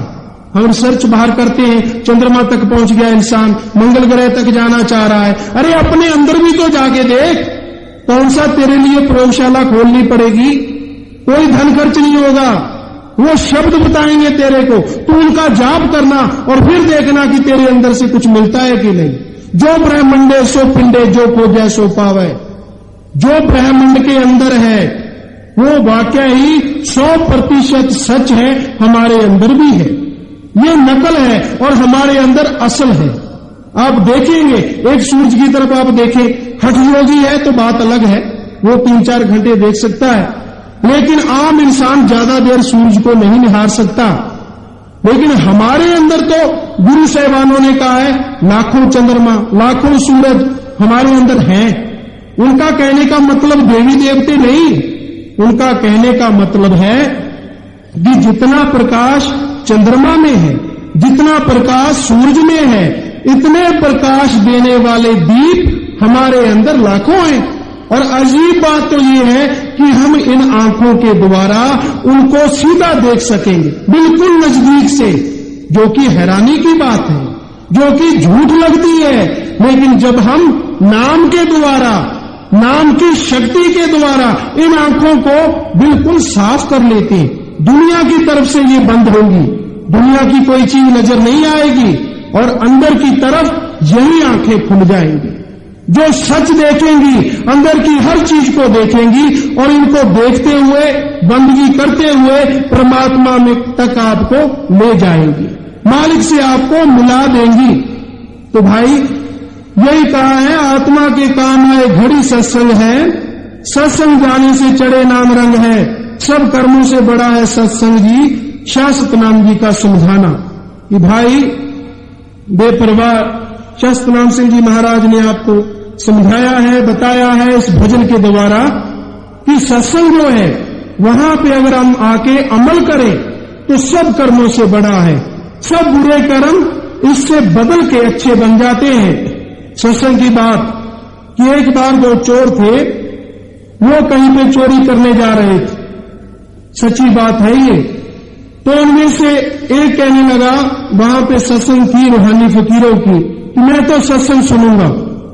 दूसरा कहने लगा, भाई मैं तो चोरी करूंगा, आज तो राजा, उसके मंत्री, वजीर जो भी हैं सत्संग में बैठे हुए हैं, आज तो सुनहरी मौका है। वो कहने लगा, नहीं मैं तो सत्संग सुनूंगा। वो सत्संग में चला गया और दूसरा जो था वो चोरी करने चला गया। उसने हीरे जवाहरात, राजे की क्या कमी होती है, सोना एक थैली में भर लिया, पान में भर लिया, गठरी बना ली और उठा के चला आया। दोनों एक जगह पे फिर मिले। तो अभी थोड़ी दूरी गए थे कि वो जो सत्संग में गया था चोर, उसके पैर में सूल लगी और आर पार हो गई। तो वो जो चोर चोरी करके लाया था कहने लगा, मैंने तेरे को समझाया नहीं कि मत पड़े इनको खंडों में, ना तो तेरे पास पैसा है, धोना है, और साथ में ये सूल पैर से पार हो गई, लंगड़ा हो गया, ले ले लज्जत और चला गया सत्संग में। वो कहने लगा, भाई ये तो मुझे पता नहीं, सत्संग में महाराज जी ने ये तो कहा था कि सत्संग में ताकत है कि वो सूली को सूल कर देती। वो कहने लगा, ऐसे कहा होगा, अभी तो तेरे सूल टप गई पार, क्या सूल कर देती है। चले गए। राजा को जब पता चला कि मेरा धन लूट के ले गए, खजाना लूट के ले गए, तो उसने अपने नौकरों को हुक्म दिया, पूरे हिदायत दी कि आज शाम तक अगर चोर नहीं पकड़ा तो देख लेना। उस समय कुछ ज्यादा ही रोग होता था, उनका ज्यादा ही चलती थी, तो शाम तक वो चोर पकड़ा गया और दूसरे दिन उसे सूली पे लटकाने का हुक्म हो गया। जैसे ही सूली की तरफ ले जाने लगे तो वो जो चोर था सत्संग में गया, वो पास आ गया। कहने लगा, क्यों, मैंने क्या कहा था कि महाराज जी ने कहा था कि सूली से सूल बना देती है सत्संग, अगर कोई अमल करे। अरे वही बात हुई, अगर मैं तेरे साथ होता तो मैं भी सूली पे लटक जाता। मैं सत्संग में गया, मेरी ये सूली रात सूल बन गई, मेरा ये बड़ा कर्म रात उस कर्म में बदल गया। तो सत्संग में इतनी ताकत है भाई कि ये सूली से सूल बना देती है, और नाम में ऐसी ताकत है कि ये मालिक से मिला देता है, परमात्मा से मिला देता है, आत्मा को आत्म बल देता है, आत्मिक शक्ति देता है। तो अपना तो फर्ज था भाई आपको समझाना। हम तो आप सबके सेवकों के भी सेवक हैं, परमात्मा के हुक्म से आपको बताने आते हैं, समझाने आते हैं, विनती करते हैं कि आप मालिक की बंदगी करें। करना ना करना, मानना ना मानना, वो तो आपके वश में है, क्योंकि मालिक ने आपको बुद्धि